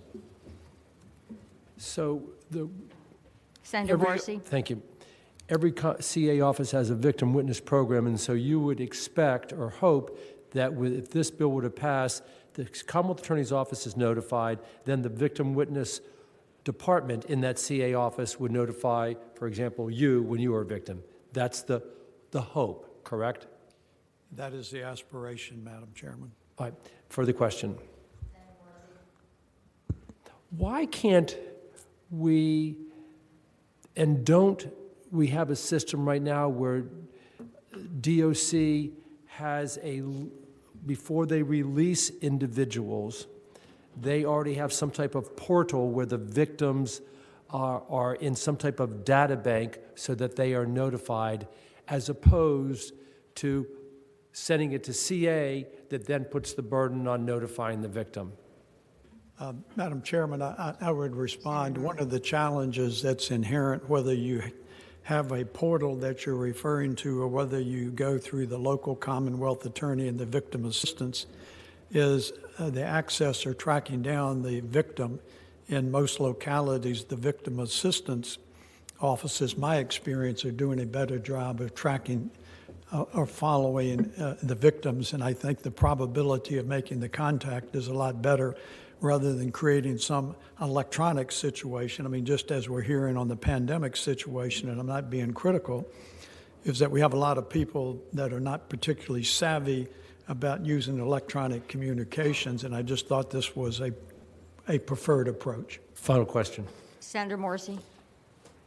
Can you assure the committee that the goal here is not to put some impediment up to prevent that geriatric or terminally ill inmate who has been granted parole some type of media barrage through the Commonwealth attorney, like was done with Charles Martin, that halts things in its tracks and prevents the geriatric or terminally ill inmate from being released? Can you assure me that that has no bearing whatsoever in the genesis of this bill?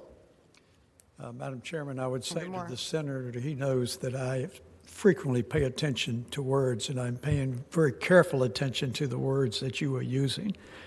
I can just say, Madam Chairman, it is not my intention to frustrate the release of a geriatric or terminally ill prisoner. It is merely a notification, and I would be disappointed if that happened.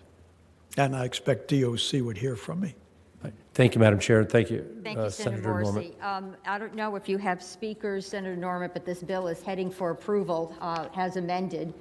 I don't see any speakers in the queue. Madam Chair, we have 3 speakers in the queue. Okay, I'd ask you to be very quick, maybe 30 seconds. Go ahead. Linda Brown, please unmute and go ahead.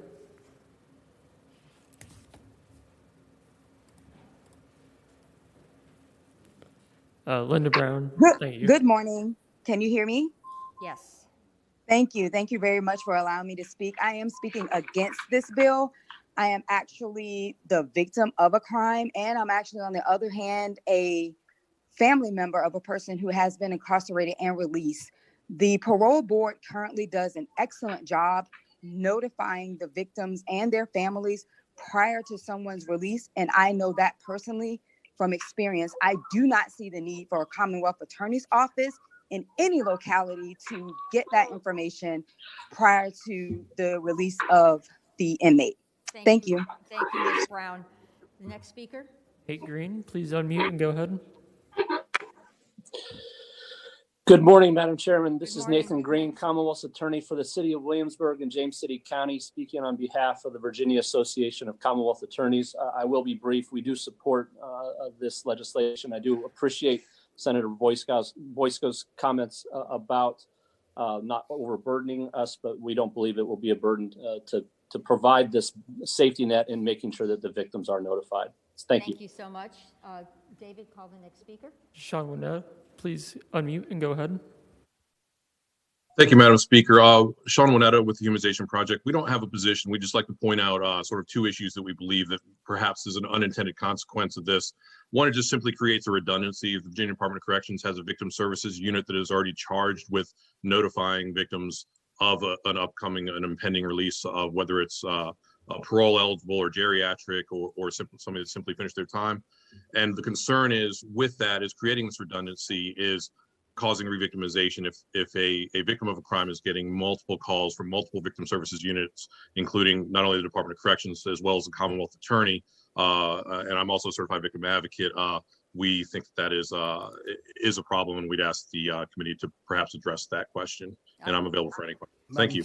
I will ask our general counsel, then I'll ask the patron. Mr. May, this is under the duties and powers of the board, so it'd be the parole board. Is redundancy a problem? No, and I'm not sure that the member of the public may have been speaking about something that it's what they're doing in practice versus what's actually in the code here. When we were looking up the language in 25 to 30 earlier, again, we were looking at discretionary parole. This makes clear that it applies to conditional release for geriatric or terminally ill releases as well. There is a very specific category here, even though it may be mentioned in other sections of the code. Madam Chair? We ask the patron, do you have a comment? No, ma'am. Just by way of disclaimer, Madam Chairman, I did not put the Williamsburg James City Commonwealth Attorney up to this. I've never discussed it with him, but he is, I mean that sincerely, he is the point person for the Virginia Association of Commonwealth Attorneys this session. So that's right. Okay. Yeah. All right. Question, Senator Sproul. Yes. To the patron. So if the Commonwealth Attorney is notified 21 days before, because they're notified, can they do anything to stop the process? Madam Chairman, I would say no. This is merely a notification provision without consequences. In response to Senator Morrissey's question, that is not my intent, and I would be very upset if that were interpreted like that. Merely a notice provision, Senator. Thank you so much. Okay, ladies and gentlemen, Madam Chair. The bill is before us as amended. Madam Chair. Thank you, Madam Chair. Just question, I guess maybe a statement on the versus a question on the sequence. I know Senator Hanger has carried efforts on this, and Senator Boysko as well, and specific to geriatric. My concern is the way it's written, as I understand it, the terminally ill patient typically has to go through diagnosis, review, a framework that is quite lengthy. As I read this, after that lengthy process, theoretically that inmate's condition deteriorated because they're terminally ill or some sort of state necessitating release. We're then, after determination, tacking on sort of additional 3-week required period so the person cannot be released within that 3-week period as written. Is that correct? Madam Chairman, I would say that the prerequisite to release would be the 21-day notice. So okay, thank you, Madam Chair. So that's my concern with the bill as it's written, is there is no flexibility whatsoever for different cases or terminally ill issues. And to qualify for this, the patient has already gone through rigorous medical review, examination, application process, and review. So, Madam Chair, I do have some concerns. Madam Chair? Chair. Senator Boysko, and then we're going to go to a vote. Okay, thank you. I don't understand that way. Let me take just a plain old common sense person. If I know the parole board says that this person is going to be released April the 1st, and they know that. So what's wrong with 21 days before April the 1st? They notify the Commonwealth Attorney's Office. They already know that April the 1st is their deadline. So if there's no holdup, they know that April the 1st, that this person can get out April the 1st. So all they were saying between now and April the 1st, 21 days before April the 1st, they notify the Commonwealth Attorney's Office. What's wrong with that? Would Senator Sproul yield for a... Okay, well, I think we need to come to conclusion. I had called on Senator Boysko, and then we need to come to a vote. Madam Chair, I would just reiterate again, these are not violent felons who are getting conditional release. They're going home to die, basically. And with that, I would like to make a motion to gently PBI this bill. Okay. Substitute motion. Go ahead, To Senator. report and refer to finance if it has to go there. To finance. The substitute just motion is report. before us. All those in favor of the motion to report this bill as amended? with the electronic notification, just signify by saying aye. Aye. It's a substitute. No, we have to. Roll call. Forgive me, colleagues, we're going to roll call. Substitute motion to report this bill has amended. Clerk, open the roll.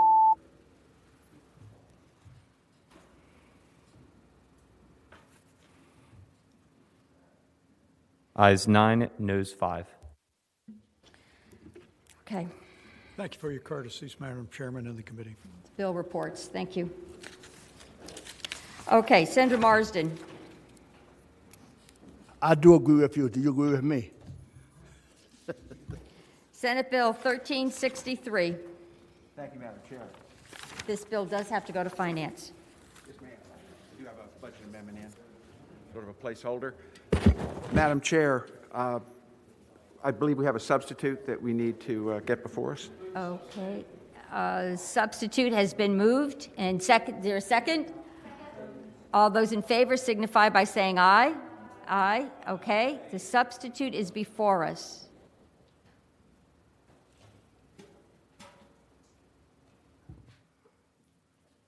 Okay. Senator Marsden. Thank you, Madam Chair. Madam Chair, in 2011, actions of the General Assembly removed the authority of the Board of Corrections at that time from any oversight of actual corrections facilities. It left in place, near as I can determine, the authority over local jails and regional jails. And in the last few years, they've actually changed the name, took Board of Corrections off of the title and left it with local and regional jails. So we have no civilian oversight of our Department of Corrections and the 35,000 inmates or so that are incarcerated within those facilities. And Madam Chair, I think that is a bad practice. We have spent this past year, learning about law enforcement agencies who have supervision and authority and dominion over other human beings, and the fact that they have not been properly monitored, they have not been properly overseen. Now, I'm a big fan of our current Department of Corrections and its director, but he won't be there forever, Madam Chair. And we don't know in the future what the changes are that are going to be going on in correctional practice and who directors may or may not be. But I think we need to restore that oversight. And what this bill does is several things. One, it creates a 14-member board that will have oversight over corrections facilities and local and regional jails. We've called for 6 regional appointees of the governor, and we selected some regions. We've asked that the board reflect the gender, racial, and regional diversity of the Commonwealth. We've also added some specific kinds of positions: a retired defense attorney, Commonwealth attorney, a mental health professional, a former correctional officer, a former mental health, a former inmate, and someone from an organization that advocates on behalf of prisoner rights. Madam Chair, when I spoke with new employees at my detention center that I ran, I would always ask them, who's the most dangerous person in this building? And they would go through some rather convoluted explanations of what some detainee who's in this kind of circumstance or that kind of circumstance. And I'd say, no, the answer is it's me. I'm the director. I have the most authority in this building. And I have to watch you, and you have to watch me, and we have to have standards of operations, and we have to stick to those, because otherwise everything I say is right, and everything I do becomes the truth and becomes the way we do things. And Madam Chair, I think we've come a long way since 2011, and our experiences in the world have taught us that we need this kind of oversight. We've put in options for local police boards. We've strengthened the the Department of Criminal Justice Services and the boards that they have. And one last thing I'll close with, Madam Chair. I've added 2 kinds of duties. One, for the board to also oversee training, and then and patterns of disciplinary procedure. In 2002, when I came to Richmond, the Beaumont Juvenile Correctional Center had been decertified, and it was a mess. And the word wasn't getting out, and the only reason it got out was because of a board member named Chip Harding, who's a lieutenant in the Charlottesville Police Department. He was an appointee of George Allen. He went on to become chief of police in Albemarle County, and he stood up and said, what's going on there is wrong and we need to fix it. That's the kind of oversight. These are the things that can happen, and we don't have a mechanism in place to deal with it, Madam Chair. And so that's essentially what the bill does. And I forgot one thing. There are 2 other members that we've added on that are in the substitute, and that is a retired jail superintendent and a retired sheriff. So that is the bill, Madam Chair. Be delighted to take any questions. Senator Marsden, I do have a question, and my substitute's not coming up, so I don't know what's wrong with my internet, but if you still have the language in here, which I think is the guts of your bill, to line 52, I have to ensure the development of long-range policies, programs, and plans for correction services provided at the state and local levels. Why? This is the board of the local and regional jails. Correct. And you're having them get involved in what will happen at the state correction. Madam Chair, and please address that. Excuse me, and I forgot to mention the reason I didn't try to change the name in the bill or the substitute is that it would have been a massive bill everywhere in the code. But we do need to change the name of the board if it is the pleasure of the committee to the Board of Corrections, local and regional jails, and bring corrections back in. It would be one board, and one I think very positive thing that's happened is the Board of Local and Regional Jails has just hired a director because the Department of Corrections did not want to support any of the activities of a regional jail and local jail board. And I think when this is brought in under that, the administration can deal with how that person can assist the full board. That board could divide up into subunits to deal with local jail and regional jail situations, and another subunit to deal with corrections, but they would all come under the final vote and approval of or decision-making of the full board. And I've spoken with Secretary Moran, I've spoken with Director Clark, I've spoken with his assistant, I've spoken with the representative for the local and regional jails. All of them really didn't have much to offer here, and I would assume that if this bill is recommended for report, that the administration may have a tweak or two that they'd like to see put in here. But we have got to get civilian oversight back into our corrections system. It is a dangerous thing to not have that level of scrutiny. Thank you, Senator. Madam Chairman, a quick question. Thank you, Madam Chairman. A question for the patron. Aside from the membership changes you described, where you said there's different types of people that have to sit in different seats, how does this bill differ from the authority that the prior board had? Not terribly significant, Senator Servell, except in the area of oversight for training and in disciplinary patterns and that are going on in the facility. Because of the work I've done in helping get a parole option for juveniles sentenced to periods of time longer than 20 years, I get letters all the time, and a lot of them are just complaints from inmates. They should have a board, inmates, that board could have a subcommittee or a group that could deal with inmate complaints that have already been through the grievance process. A lot of them are nonsense, I'll admit, but they need to know what's going on inside those prisons, and just having operating standards that you pass does not indicate that conditions of confinement are healthy. Okay, thank you. Okay, thank you. Senator Marsden, do you have any speakers? We understand the bill, I believe, but do you have any speakers? I do not, Madam Chair. Second. Okay, motion has been made to report the substitute. There is a second, and let me check if it does have to go to finance. Could the motioners conclude that? Okay. Madam Chair, I did turn in a budget amendment as a placeholder, in case there are some additional expenses. And I do have a note. Okay, so motion has been made by Senator Marsden, seconded by Senator Boysko to adopt the substitute and re-refer to finance.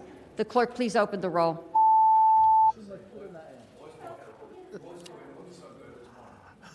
Thank you so much. Thank you, Senator Marsden. Thank you, Madam Chair. Thank you, members of the committee. Okay, let's see.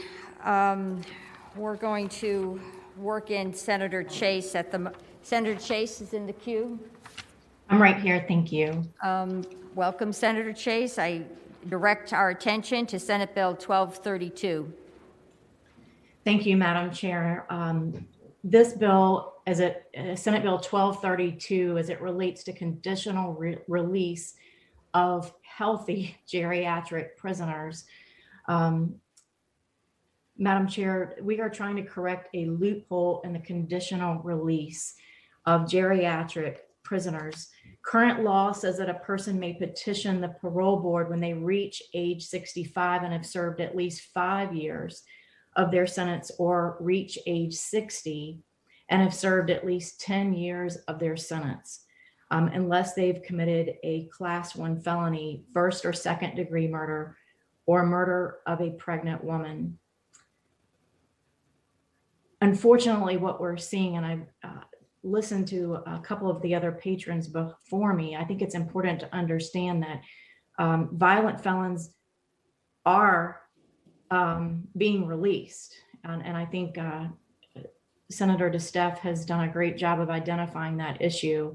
Violent felons are actually, even though they're not supposed to be eligible, they are being released. And I have the victim's sister here today, as well as our Commonwealth's attorney in Amelia, who will be making comments on this. But Gerald Hall was a victim. He was shot by Donnelly Brooks on April the 12th of 2010. Donnelly Brooks was 68 years old when he committed the crime. He was charged with second degree murder in 2010. He shot his victim repeatedly and then stabbed the victim. He's only served 10 years of a 28-year sentence and now is set free. The parole board didn't even bother to notify anyone with what they were going to do, including the Commonwealth's attorney, Lee Harrison. My concern is that we have allowed a convicted violent offender to be released into society who has not even completed 65% of their sentence.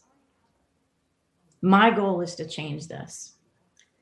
As it currently stands, if you're age 65 or older, you only have to complete 5 years of your sentence before you can be considered eligible. Now, I know that it's not allowed for violent offenders, but it's happening. It is happening. And Donnelly Brooks is an example of that. A violent murder gets released. It happened.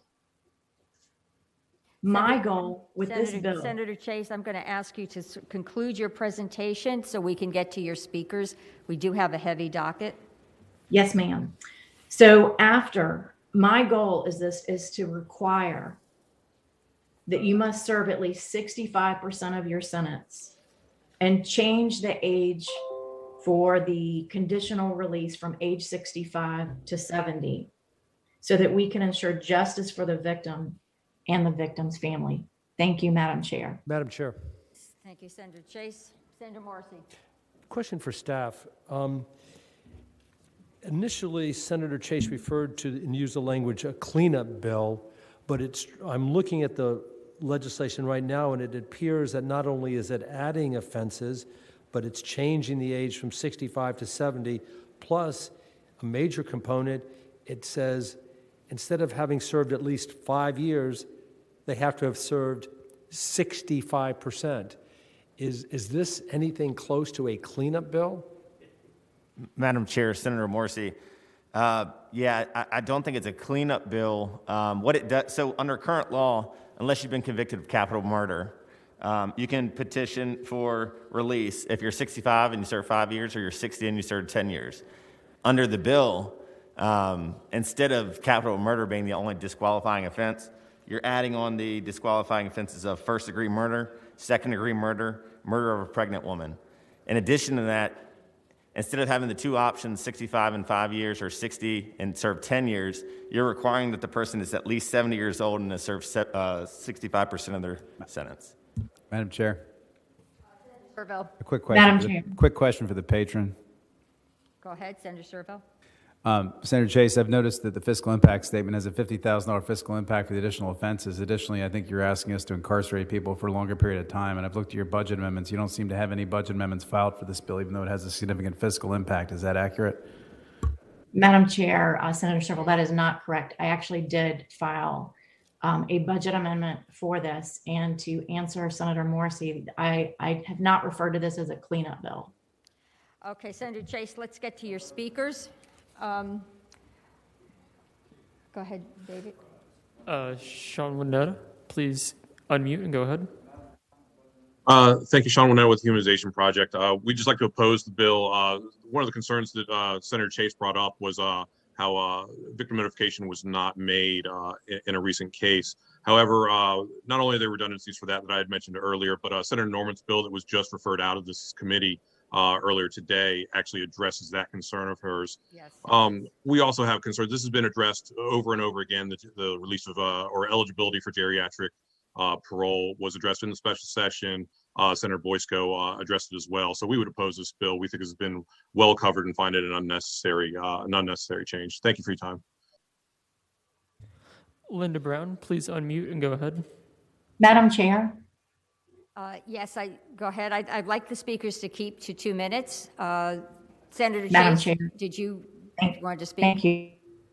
Speakers to speak in favor of my bill before we go to opposition, please. They've got limited time. Okay, well, we had one person in opposition, and we're moving now to Linda Brown. Are you an opponent or? I'm in opposition, so I'll wait. Okay, go ahead. We will move to those who are proponents of this bill, supporters of this bill. At this time, I'd like to ask anyone who'd like to speak in favor of the bill to please raise your hands using the Zoom feature.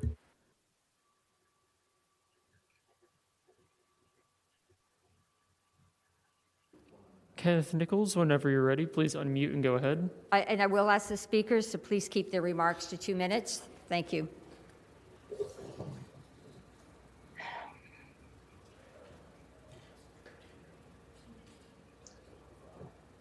Kenneth Nichols, please unmute and go ahead.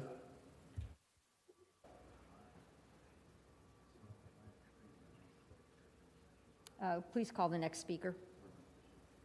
Ruth Webster, please unmute and go ahead.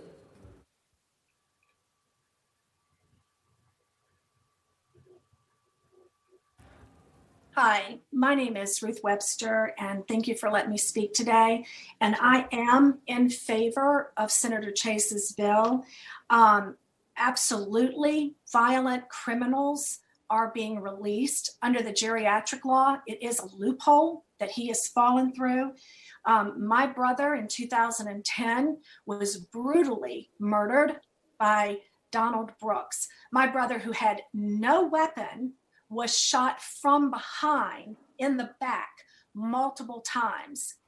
And as he lay there dying, bleeding out, and there were 2 eyewitnesses that testified in the courtroom, as he lay there dying, bleeding out, begging for his life, Donald Brooks unloaded the gun, shot him in the torso, unloaded the gun, and reloaded the gun. And while my brother begged for his life, begging him not to shoot him again, he pulled out a knife and slit his throat. There were 2 eyewitnesses. This happened because of a conversation gone wrong. My brother agreed to go out with a Black woman. Donald Brooks was offended by that. Essentially, this was a hate crime. When my brother left the place that they were at that night shooting pool, Donald Brooks jumped on my brother from behind. My brother was walking out of the place. Donald Brooks jumped on him from behind, knocking my brother to the ground, to the pavement. And a fight occurred. Donald Brooks went to his car, pulled out a .357 Magnum. And as my brother turned to run, you could even see in the news report when my brother got to his car, the car door was open. My brother was trying to leave. He was shot from behind in the back multiple times. And then as he lay there dying, bleeding out, begging for his life, Brooks shot him again, went back, reloaded the gun. When the police officer that worked the scene of the crime asked Donald Brooks, why did you reload the gun? Brooks stated, quote unquote, to finish him off. Ms. Webster, thank you so much for your statement. We appreciate you sharing such a painful story. Your time has elapsed, but the committee certainly will consider your comments. Thank you. Thank you. The clerk, call the next speaker. Kenneth Nichols, if you're ready, please unmute and go ahead.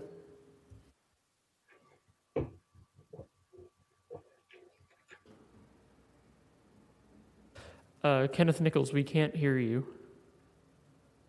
Mr. Nichols, can you try to unmute?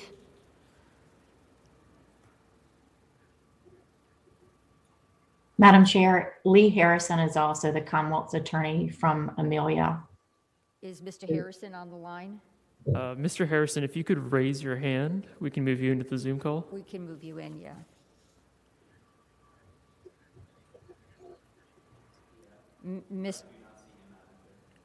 Apparently, Mr. Harrison is not in the Zoom meeting. In fact, I don't see any additional speakers. Is that correct? Yes, Madam Chair, there are no other speakers at this time. Madam Chairman. Okay, the bill is before us. Madam Chairman. Senator Servo. Madam Chairman, I've gone back and again checked the patrons' budget amendments for the second time, and for the second time I've verified that there is no budget amendment for this bill, notwithstanding her representations of the committee, which I again find to be highly disturbing. Therefore, I'd move to PBI the bill. Motion has been Madam made Chair. to PBI Madam the bill. Chair. There's a second. Senator Chase, you have 1 minute, and then the committee's going to vote. Go ahead, I have- Senator Chase. Thank you, Madam Chair. I have submitted the budget amendments. I'm not sure why they're not there, but they were submitted. I think there was a confusion in those budget amendments being submitted because I had several, and I think this one was accidentally deleted. I did submit a budget amendment. I understand. I don't think that's necessarily the only reason why people may be voting against the bill. We appreciate your presentation. Will the clerk please open the roll? It's a motion to PBI.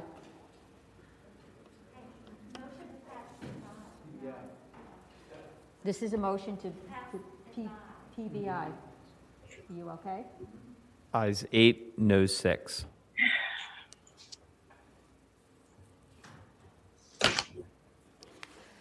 Okay, thank you, Senator Chase. Let's move to Senator Edwards, and then in the following order, our patrons will be Senator Morrissey, you'll follow Senator Edwards, Senator Suderline, and Senator Mason. Okay. Senator Edwards, welcome. Well, thank you. This is Senate Bill 1370, dealing with parole. It may surprise people to know that for most of the century, we had what is known as parole. That if, after a certain period of time, the parole board could let somebody out if they violated the terms and conditions of parole, they could be brought back. It worked quite well, as far as I'm concerned. And I'm not exactly assault from crime person, because there's somebody I prosecuted when I was a United States attorney still locked up, okay, after 40 years, and ought to stay there for the rest of his life, as far as I'm concerned. But that's another story.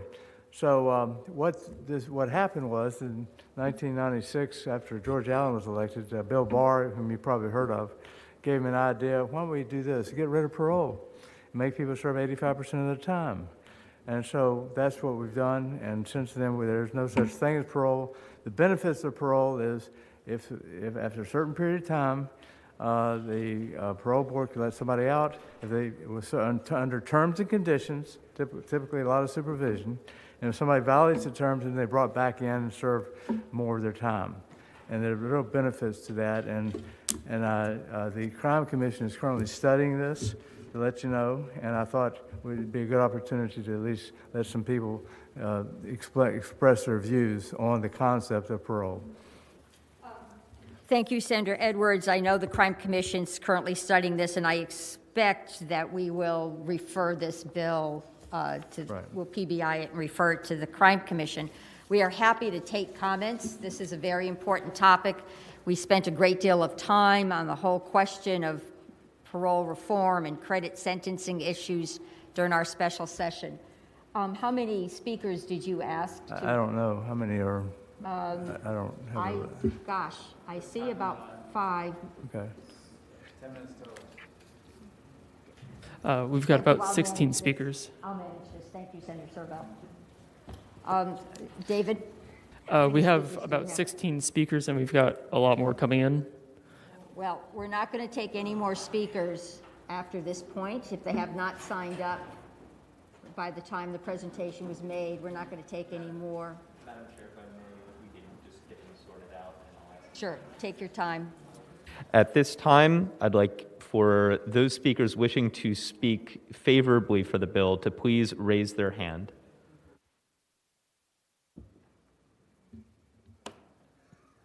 We ask that you use the Zoom feature raise hand to favor or indicate you're in support of the bill. Sarah Williams, please unmute and go ahead. Okay, let me just confirm with the clerk. I've got 16 speakers.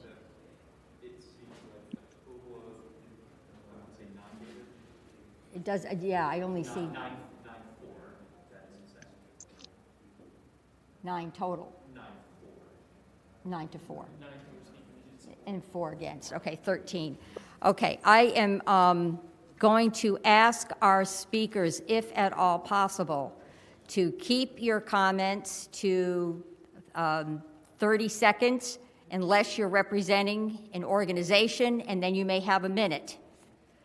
So go ahead. Let's open the... Sarah Williams, please unmute and go ahead.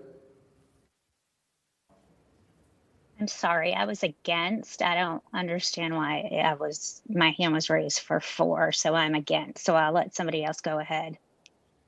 That's okay. We will annotate you as being against. Thank you for being brief. Sheba Williams, please unmute and go ahead.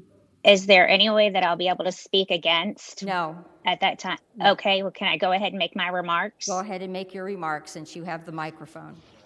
Okay, so I was an offender. I was a victim of a crime back in April of 2017 in Fluvanna County. My parents and I were. The gentleman was sentenced to 102 years with 44 years suspended and was given an active sentence of 58 years DOC time to serve. If we go back to retroactivate parole, the offender, and if he's classified as a class 1 offender, he'll get 30 days good time for every 30 days that he serves. He will only serve 25.6 years. Ma'am, would you conclude your remarks? The timer has gone off. Yes, so that means he will be eligible to be released with only serving 25.6 years of his time of the 102 years he was given. Thank you so much for your comments. Now let's go. We started with those opposed. Go ahead. Can you identify easily those in favor and those opposed? Is it easily identifiable? Okay, well, let's just call the next speaker. We're having a difficulty moving people into the certain categories. Go ahead. Sheba Williams, please unmute and go ahead. Yes, good morning. My name is Sheba Williams. I am the Executive Director of No Left Turns.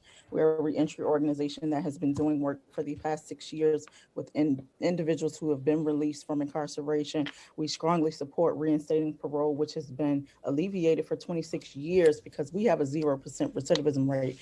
It is more impactful for our communities and our families to have people rehabilitated and rejoin our communities. Thank you. Thank you so much. John Sanders, please Next unmute speaker, and go please. ahead.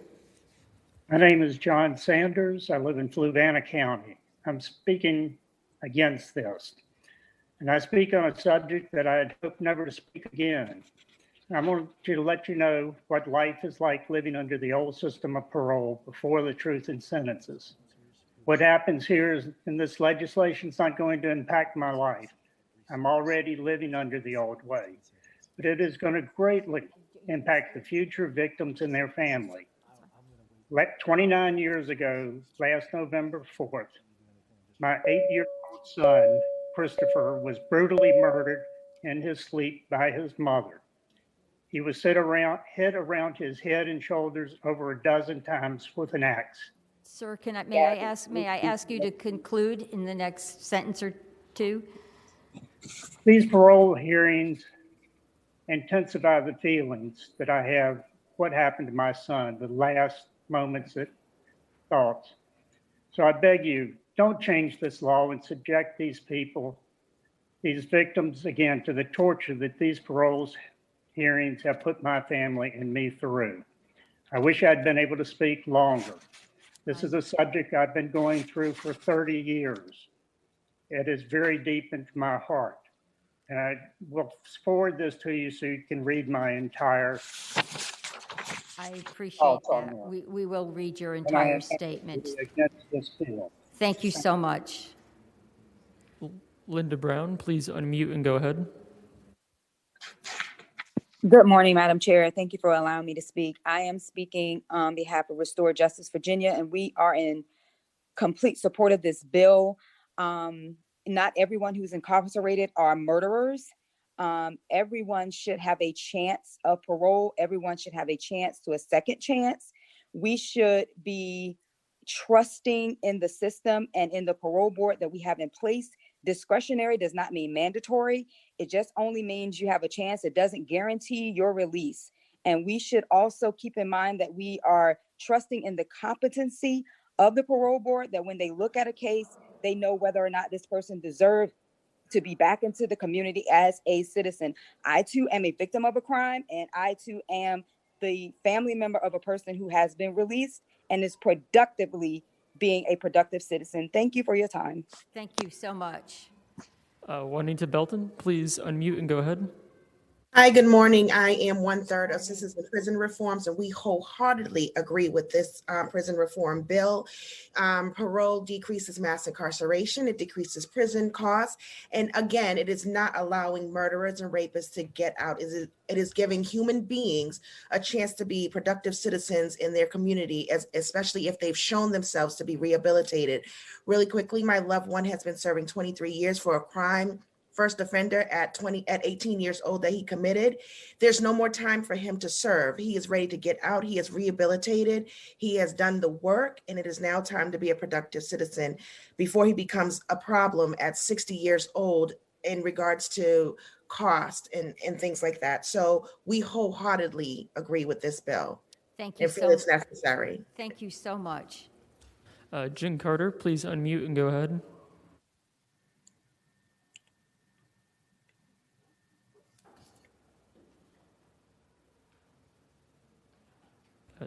Jen Carter, please unmute and go ahead.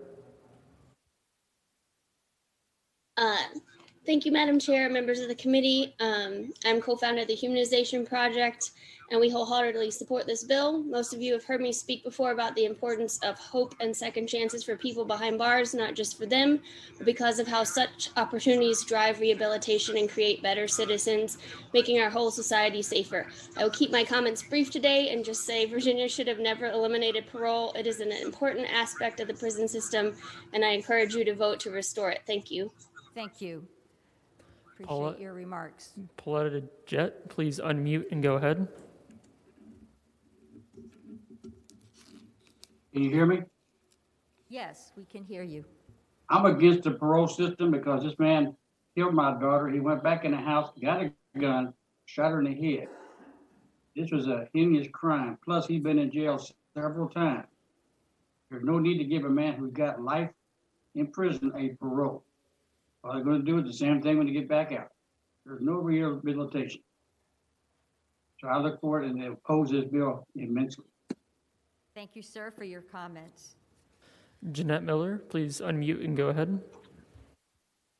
Good morning, Madam Chair and members of the committee. My name is Jeanette Miller, and I oppose this bill because on May 14th of 2011, I was shot in the stomach by my ex-husband in front of our 2 children during a visitation exchange. As my children begged him not to shoot me, he told them to shut up and shot me anyways. I spent 2 weeks in critical care fighting for my life. His sentence gave me and my children security that we'd be safe until his release in 2031. He wrote letters stating he was working out to get out and he'd see me 6 feet under the ground. If you pass this bill, he will kill me. You will also feel every victim that has had violent acts committed against them, especially my children who suffer PTSD, anxiety, and depression over his release that comes up in 10 years, which would be sooner if you pass this. I beg you to kill this bill now. Thank you so much for sharing. Camille Cooper, please unmute and go ahead. Madam Chair, my name is Camille Cooper. I'm Vice President of Public Policy for RAIN, and I did send everyone on the committee 3 studies that do show the propensity for reoffending amongst sex offenders. We would ask for a carve out for sex offenses related to this bill. I also want to address the issue of recidivism. Recidivism is based on rearrest rates. It is not based on reoffense rates. So any recidivism rates are historically going to undercount the actual reoffense rates of sex offenders. The largest study done by the Department of Justice of 9,000 sex offenders that were released did show a recidivism rate of 43%. So I just want to make sure that we are distinguishing between rearrest rates and reoffense rates. The studies that I have sent you show that up to between 40 and 80% of sex offenders do commit serial offenses. Thank you. Thank you. We would like to see that information, so please share it with us. The next speaker. Terry Zobel, please unmute and go ahead. Madam Chair, thank you for letting me speak. Sure. I oppose this bill. I am the sister of Detective Michael Phillips, Virginia Beach PD, who was killed in the line of duty in 2008. The 2 men who murdered my brother set out that night with illegal weapons in a child's backpack. They set out to commit a crime showing no regard for human life. The impact of his murder has changed my family's life dramatically. Stress and trauma has been far-reaching, devastating health and mental health impacts on multiple family members across all generations. A judge and jury promised us these 2 men would spend their lives in prison, a life for a life. No second chances, just as my brother gets no second chances. By allowing these men the opportunity for parole, our family will have to relive the stress and trauma of this horrendous crime every time they come up at parole hearings. It's taken over a decade for us to put this to rest and have a new normal. If this bill passes, we will never put this crime to rest, and that is truly just cruel. Thank you. Thank you. I appreciate you taking a moment to share your very personal story with us. Sean Winetta, please unmute and go ahead. Thank you, Madam Speaker. Just a couple of points. Someone with the Humanization Project. 2 quick points. I think I know there's perhaps something going to be moving forward to refer this to Crime Commission. I would refer the committee to the 2015 extensive study that was done by Governor McAuliffe's Parole Review Commission that recommended reinstating parole. So I'm concerned about continuing to do studies over and over again, and again, redundancies like I've mentioned before.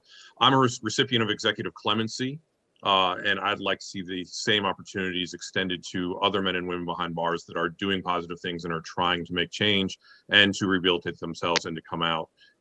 Again, this only provides an opportunity for consideration. It certainly doesn't guarantee release, and we support the bill as written. Thank you.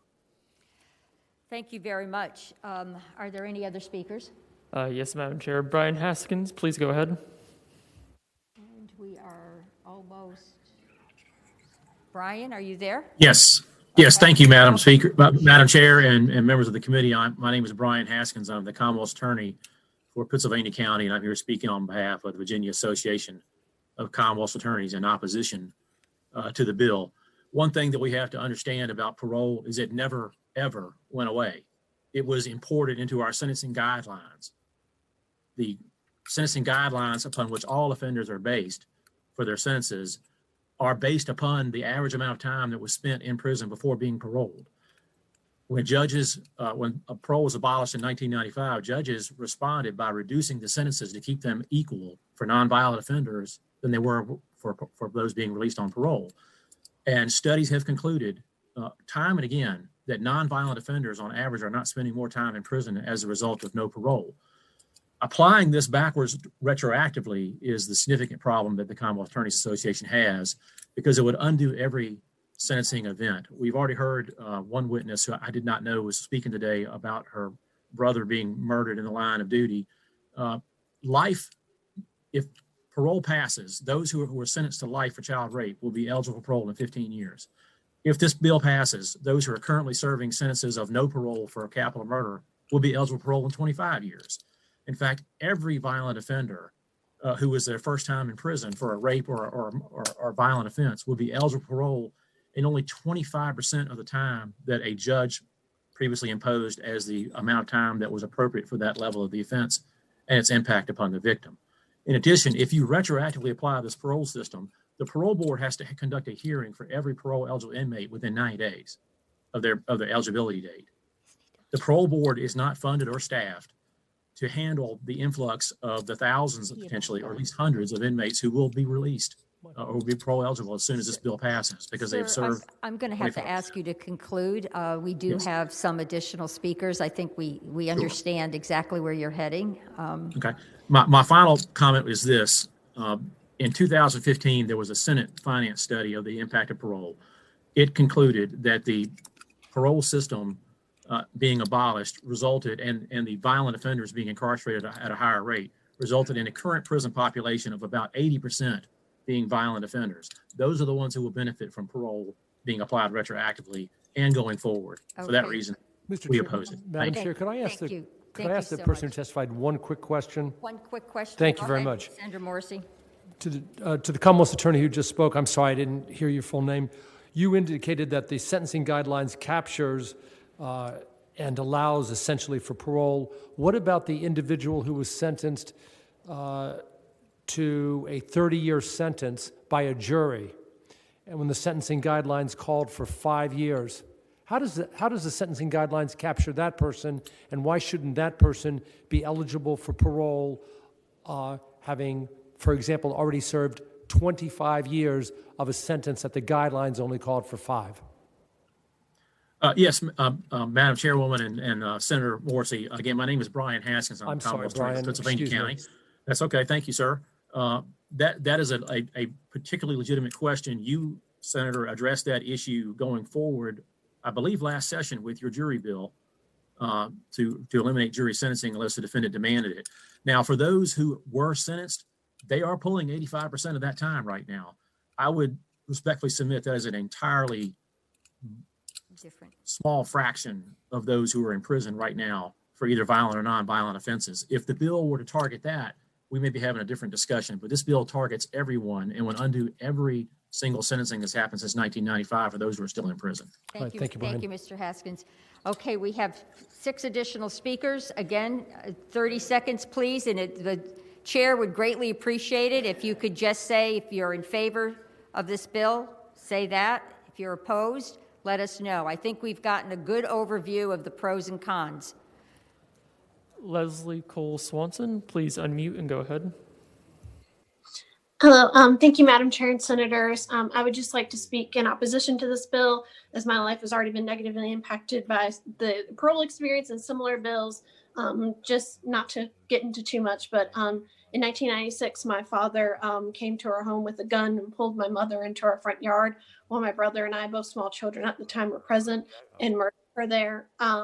And thankfully, we had this notion of him being in prison forever, and we built our lives around that certainty. He's already been given opportunities under geriatric and discretionary under Fishback, and those opportunities and the experience surrounding them, even though he was denied with geriatric and it's been undetermined with Fishback at this point, that takes that certainty away from us. And when safety and stability is really, I guess, a summary of what was taken from us in the first place, just ask for consideration that bills that have these impacts be more specific, at least. Thank you for your time, and goodbye. Thank you so much. I really appreciate you spending some time with us and sharing your very personal story. Clerk, call the next speaker, and I think we would have 4 speakers after this one, if they're all in the queue. Go ahead. Kimberly, please unmute and go ahead. Hi, my name is Kimberly Dyke-Harsley. I'm here on behalf of Parole Virginia Advocacy Group, representing several who are serving life sentences. And parole eligibility brings someone who has proven personal accountability and rehabilitation by rehabilitating themselves. Parole is not a retrial of the case.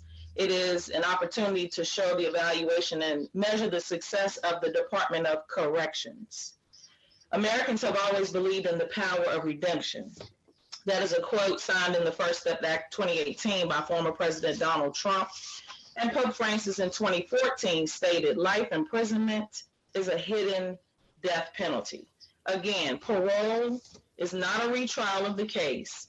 Parole is the opportunity to have men and women, human beings, re-enter society, rebuild their communities, and show and prove that the Department of Corrections, a state-funded agency, is doing their job. Thanks. Thank you so much. Next speaker, please. Jackie Harry, please unmute and go ahead.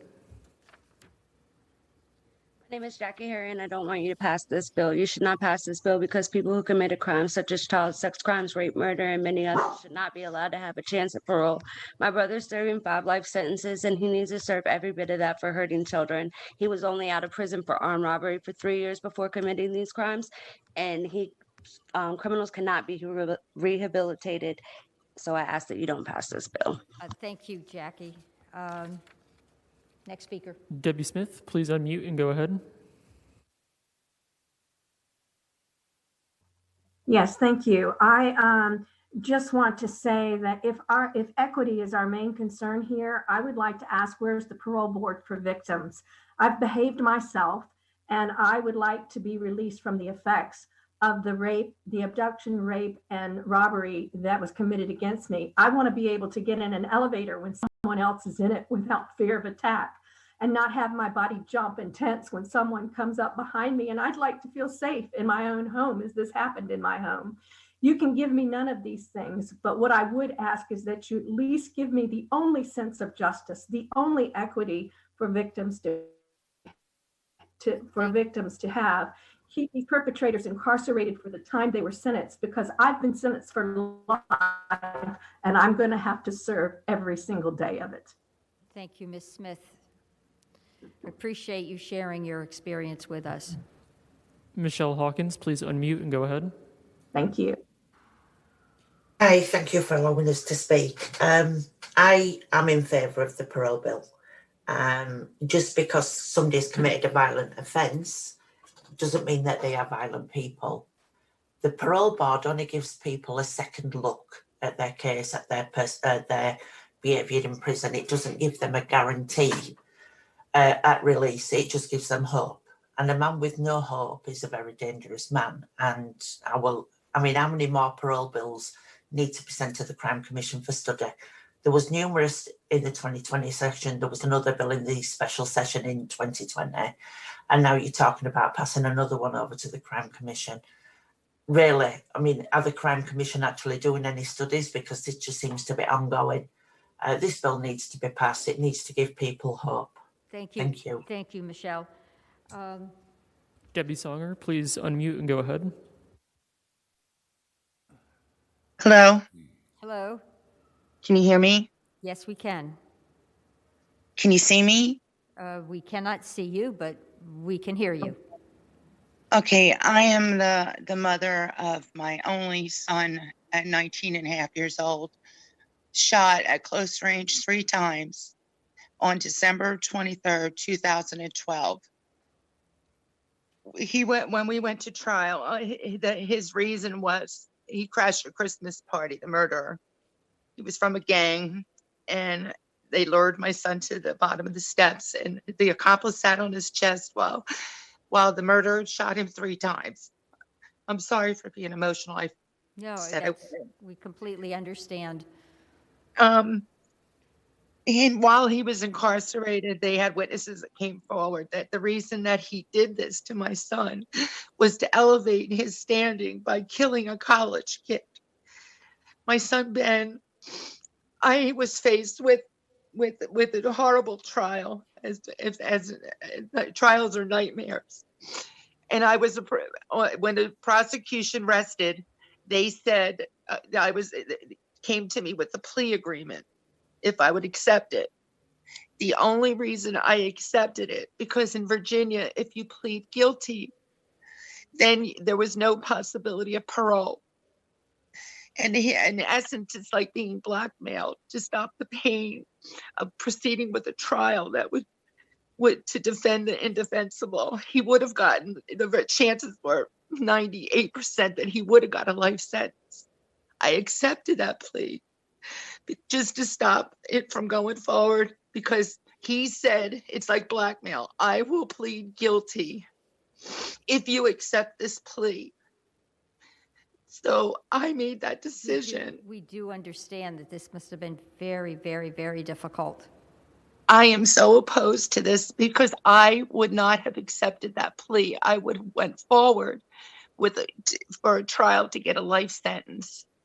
This is so unfair, making this retroactive. It is so unfair to the victims. It's to the victim, their loved ones. It's just completely unfair.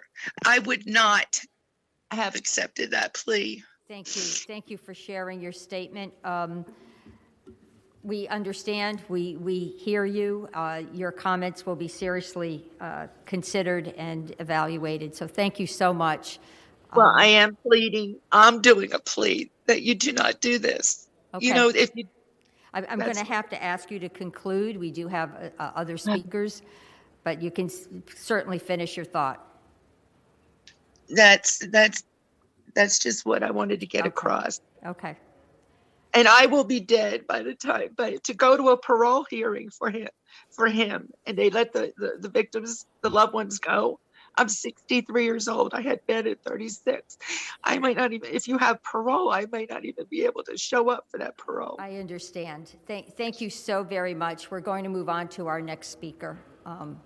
Ruth Webster, please unmute and go ahead. Is this the last one? This is our last speaker. Go ahead.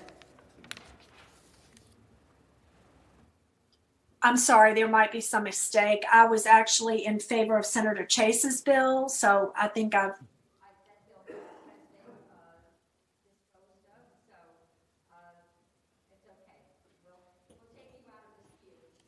Thank you.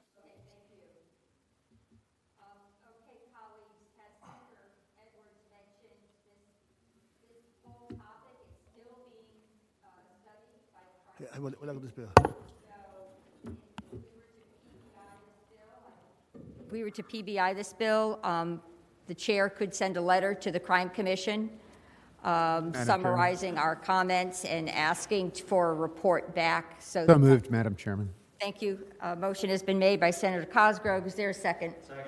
Speaking to the motion. Second by Senator Morrissey. Okay. Speaking to the motion. Speak to the motion, then I'm going to have the clerk open the roll. Thank you. First of all, I would be remiss if I didn't sincerely thank all of the people that spoke today, particularly the family members of victims whose stories are simply heartbreaking. Oh. Number two is that I want them to know that even if parole is reestablished and individuals become eligible, that does not equate to being paroled.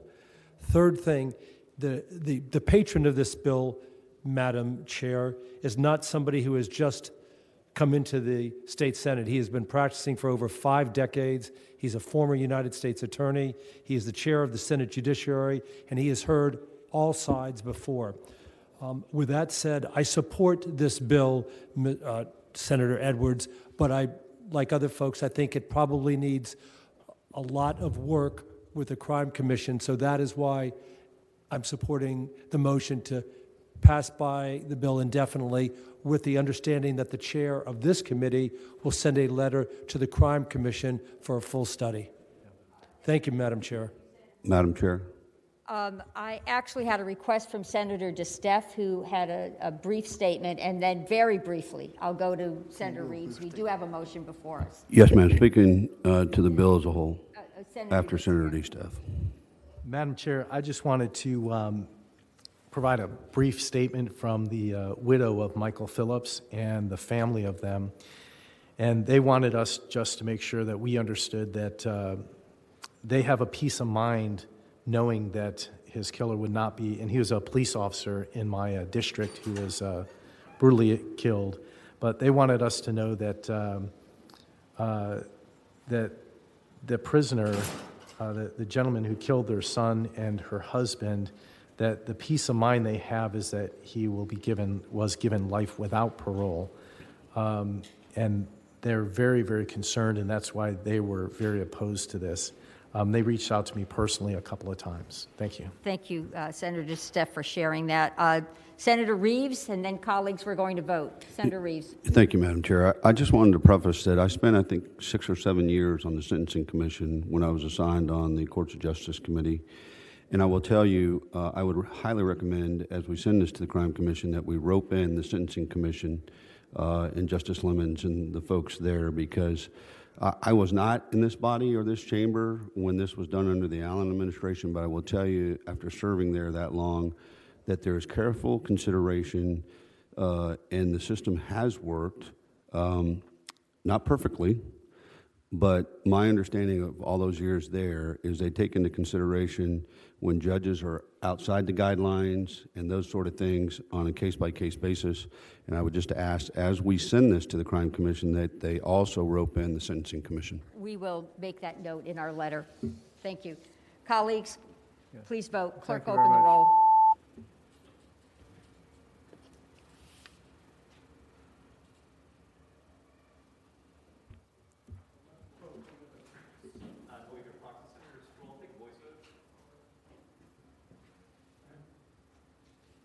Senator Spruill.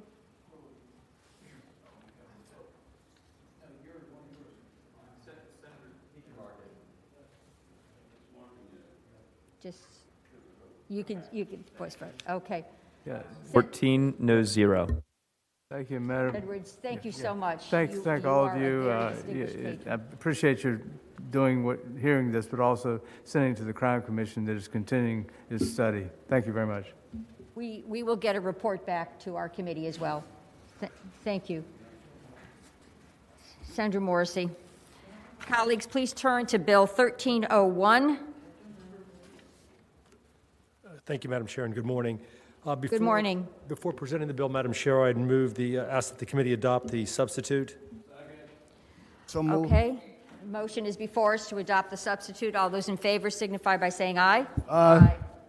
Okay. Thank you. First, very briefly, the substitute addressed some of the concerns that the Department of Juvenile Justice had. With regard to presentation of this bill prohibits the use of isolated confinement, also known as solitary confinement, in DOC facilities and juvenile correctional centers. Let me just define isolated confinement. As set forth in the bill, it is defined as confinement of a prisoner or a juvenile in a cell, either alone or with another prisoner or juvenile, for 20 or more hours per day for an adult and 17 or more hours per day for a juvenile. Please note that the bill has exceptions when isolated confinement may be permitted. Currently in Virginia, there is nothing preventing DOC inmates from being placed in isolated confinement for long stretches of time, even periods of years. The constituent that brought this bill to me and other stakeholding groups shared with me a situation where that particular individual was in solitary confinement for 16 months. Studies show that solitary confinement begins to have debilitating mental and physical effects on individuals in as few as 10 days being isolated, and is exasperated for those individuals that are already suffering from a mental illness. Madam Chairman, just a very brief point. Senator Cosgrove, do you have a question? Up there. Oh, we need the right bill. My goodness. It's Senate Bill 1301. Okay, very good. And we've adopted the substitute. Continue, Senator Morrissey. I'm almost done, and then I'll answer any questions, Madam Chair. If Virginia bans solitary confinement, DOC will still be able to use alternative punishments. And there's 6 or 7 set forth in the bill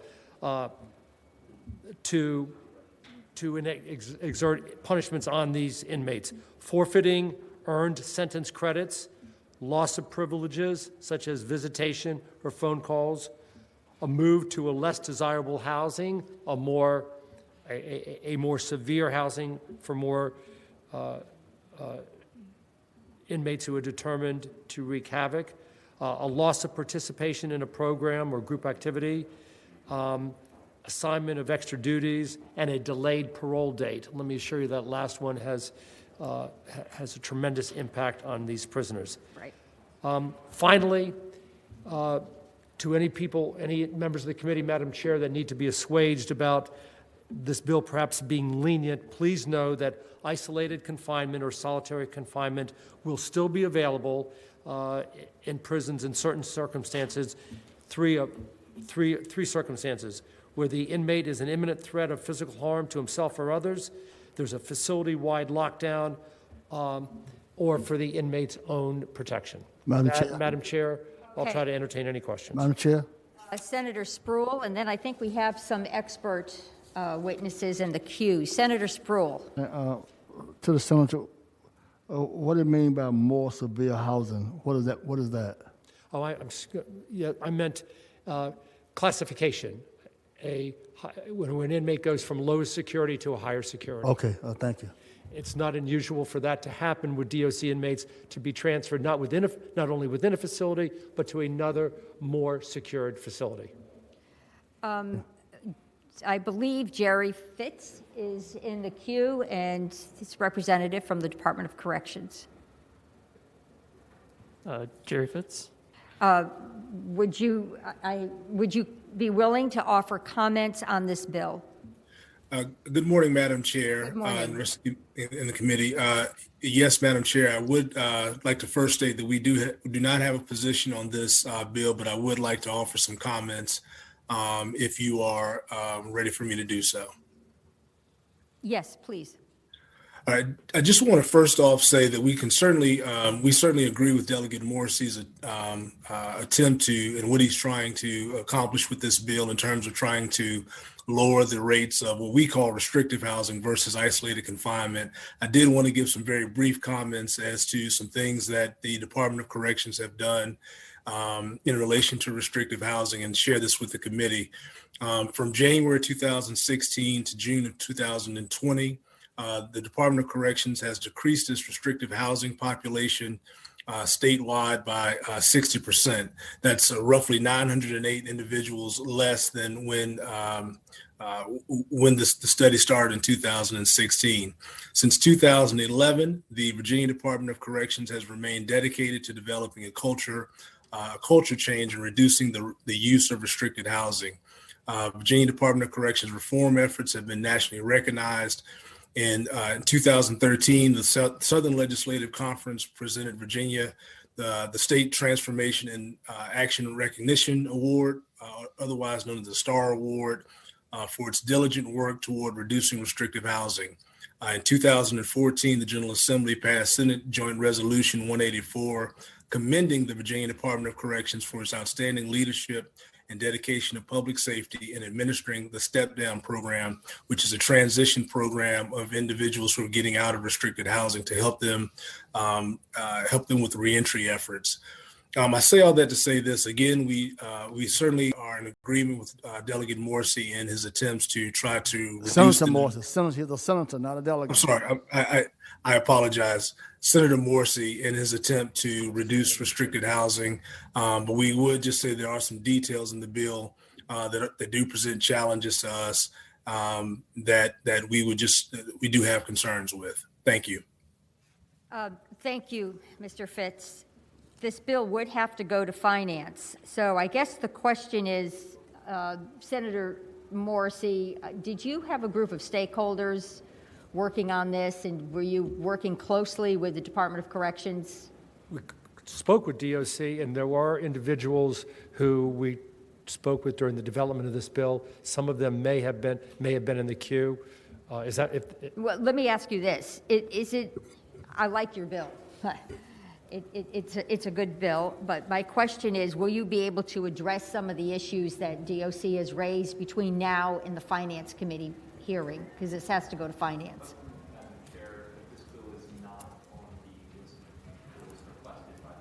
Oh, I had it down. It is.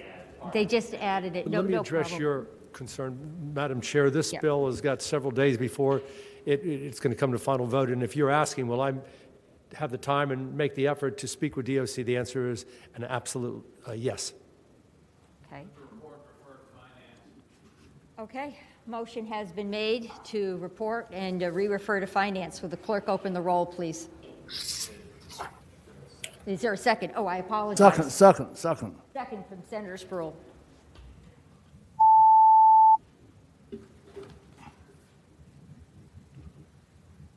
Madam Chair, I think it's being done now. You want to, Senator Morrissey, did you want to vote? Yes, he's doing it. Okay. Got it. Ayes 8, noes 5, 1 abstention. Okay. Your bill reports and it is re-referred to finance, but you are going to have to do some work. Thank you, Madam Chair. Thank you. Okay, Senator Suderline.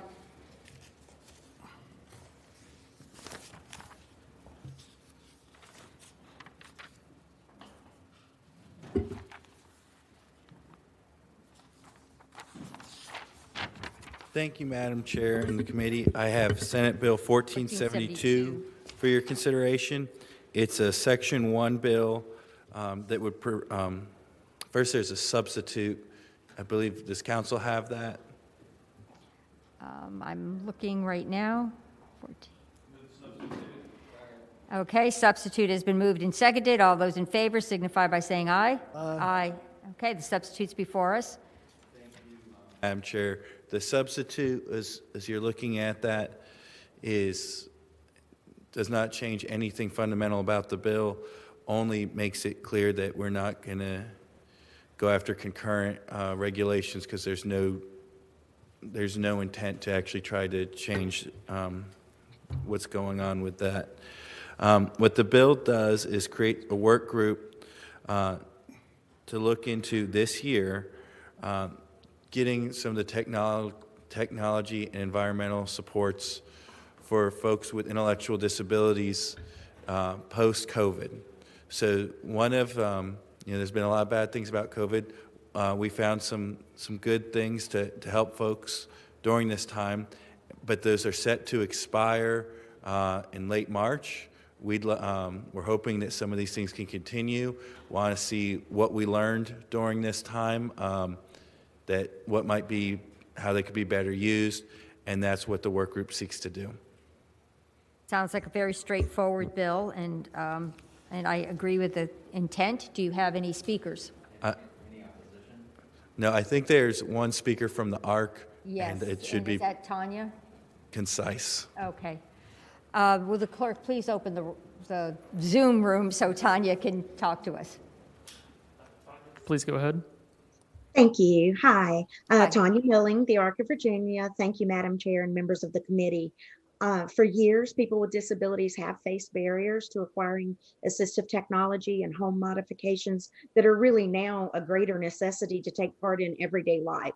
So this work group will ensure that people with disabilities and their families get to sit at the table with DMAS to help solve these barriers so that they can take full part in their life and in communities. So we're very grateful for Senator Suderline bringing this forward. And we don't have to, but if there's time, Kate Olson is a self-advocate here to speak, but I think her comments would be similar to hers as a personal experience. Thank you all. Thank you. Senator Suderline, you have the report going to the governor and the General Assembly. Would you mind if we added the chair of Rehabilitation and Social Services in the Senate and the similar committee in the House? HWI. I mean, we don't, all 140 of us will get it, but I'm happy to specify that too. Okay. Because there might be a bill coming before you next year based on it. Right. Would you mind, David, if you could read us that amendment? I'll offer that amendment. Madam Chair, just to be clear, we wanted to have Senate Rehab and House Welfare and Institutions. Yeah. Okay, so the amendment would be on line 16, if we're going to retain the current language that we have, if we also want a general report to the General Assembly, yes. We would just take that "and" out, add a comma, say the governor, the General Assembly, and the chairman of the Senate Committee on Rehabilitation and Social Services and the House Committee on Health, Welfare, and Institutions. Okay, thank you. That motion has been made and seconded. All those in favor of the amendment signify by saying aye. Aye. Okay. Okay, very good. And this does not have to go to finance. Well, the motion has been made by Senator Mason, seconded by Senator Boysko. Would the clerk please open the roll? Okay, Senator Sudaline. Thank you, Madam Chair. I appreciate your and the committee's time. Thank you. Thank you for presenting. Last bill, Senate Bill 1462, Senator Mason.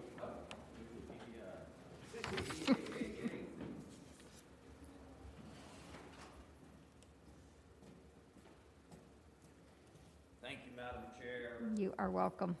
Senate Bill 1462 is an attempt at, Senator Boysko has been a huge leader with the Internet Advisory Commission. And in speaking with her, we've talked about access to the Internet and affordability for the Internet. This is an effort to increase the affordability. So right now with the Second CARES Act, I think there's like a $50 stipend to folks to increase Internet affordability or to help. But as that expires, the federal government offers $9.25 towards the Internet access. That leaves about a $6, the lowest cost is like $15. So this is an effort to work through social services with households we are already have identified through our SNAP benefits to designate households who may need access to Internet. And so this is an effort to work through social services to establish a structure that we could augment that $9.25 that the federal government provides. So what we have a budget amendment in for, and Commissioner Storin has been exceptional to work with on this. This is a pilot effort to see how it would go. What we did was determine that 1,000 households would be about $68,000. So we put a $150,000 budget amendment in to work to try to find in the next year, well, this is a 3-year pilot, but that money would be for the next year. Anywhere, try to identify anywhere between 1,000 and 2,000 households that do not have access to Internet, utilizing that money and then a small percentage of it to going to social services to begin to stand up the program. We hope this works very well, but this is just our effort to get a structure in place and get it started. Lines 30 to 45, you see what we're trying to do and how we're trying to lay it out. And so I've worked with social services, with Senator Boysko, and with others to try to see if we can get this in place and get it going. With just a small number of households, we need way more than this. But this is just our effort to get a structure in place and get it started from the outset, Madam Chairman. Thank you, Senator Mason. And the acts of the provision shall expire on July 1, 2024. Yes, ma'am. This is our effort to just get a structure in place and see if it works. And so we hope to build on this with the next biennium budget, quite frankly. But this just allows us to get it going, so we put that guideline on there in case we're unable to do so in the future. Very good. Do you have any speakers or? Is Commissioner Storin in the queue? I told. Okay, I'll just ask Commissioner Storin, is there anything you would like to add to Senator Mason's presentation?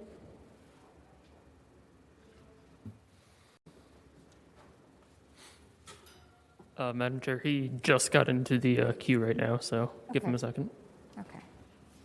Colleagues, do you have any questions? Oh, look at that. We can take a motion.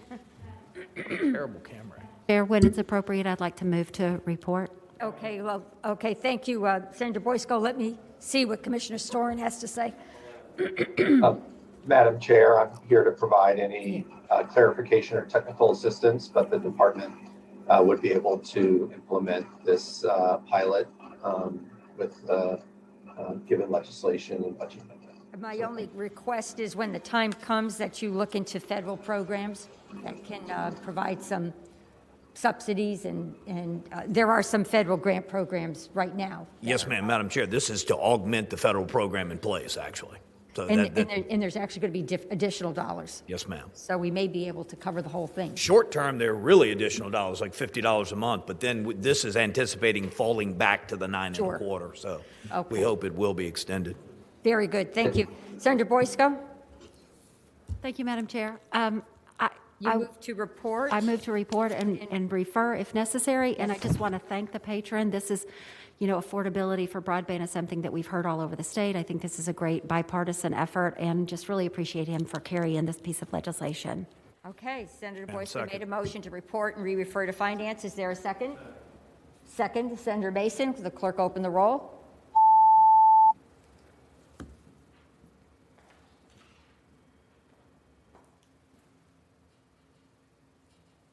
Ayes 12, no 0, 2 abstentions. Okay, Senator Mason, your bill reports and is re-referred. According to my notes, that concludes our agenda, but I will ask the clerk, is there anything more to come before this committee? Madam Chair, that's it. That's it for the Senate bills. We have finished all our Senate bills. We will have House bills. If there's no other business to come before the committee shall rise. Thank you.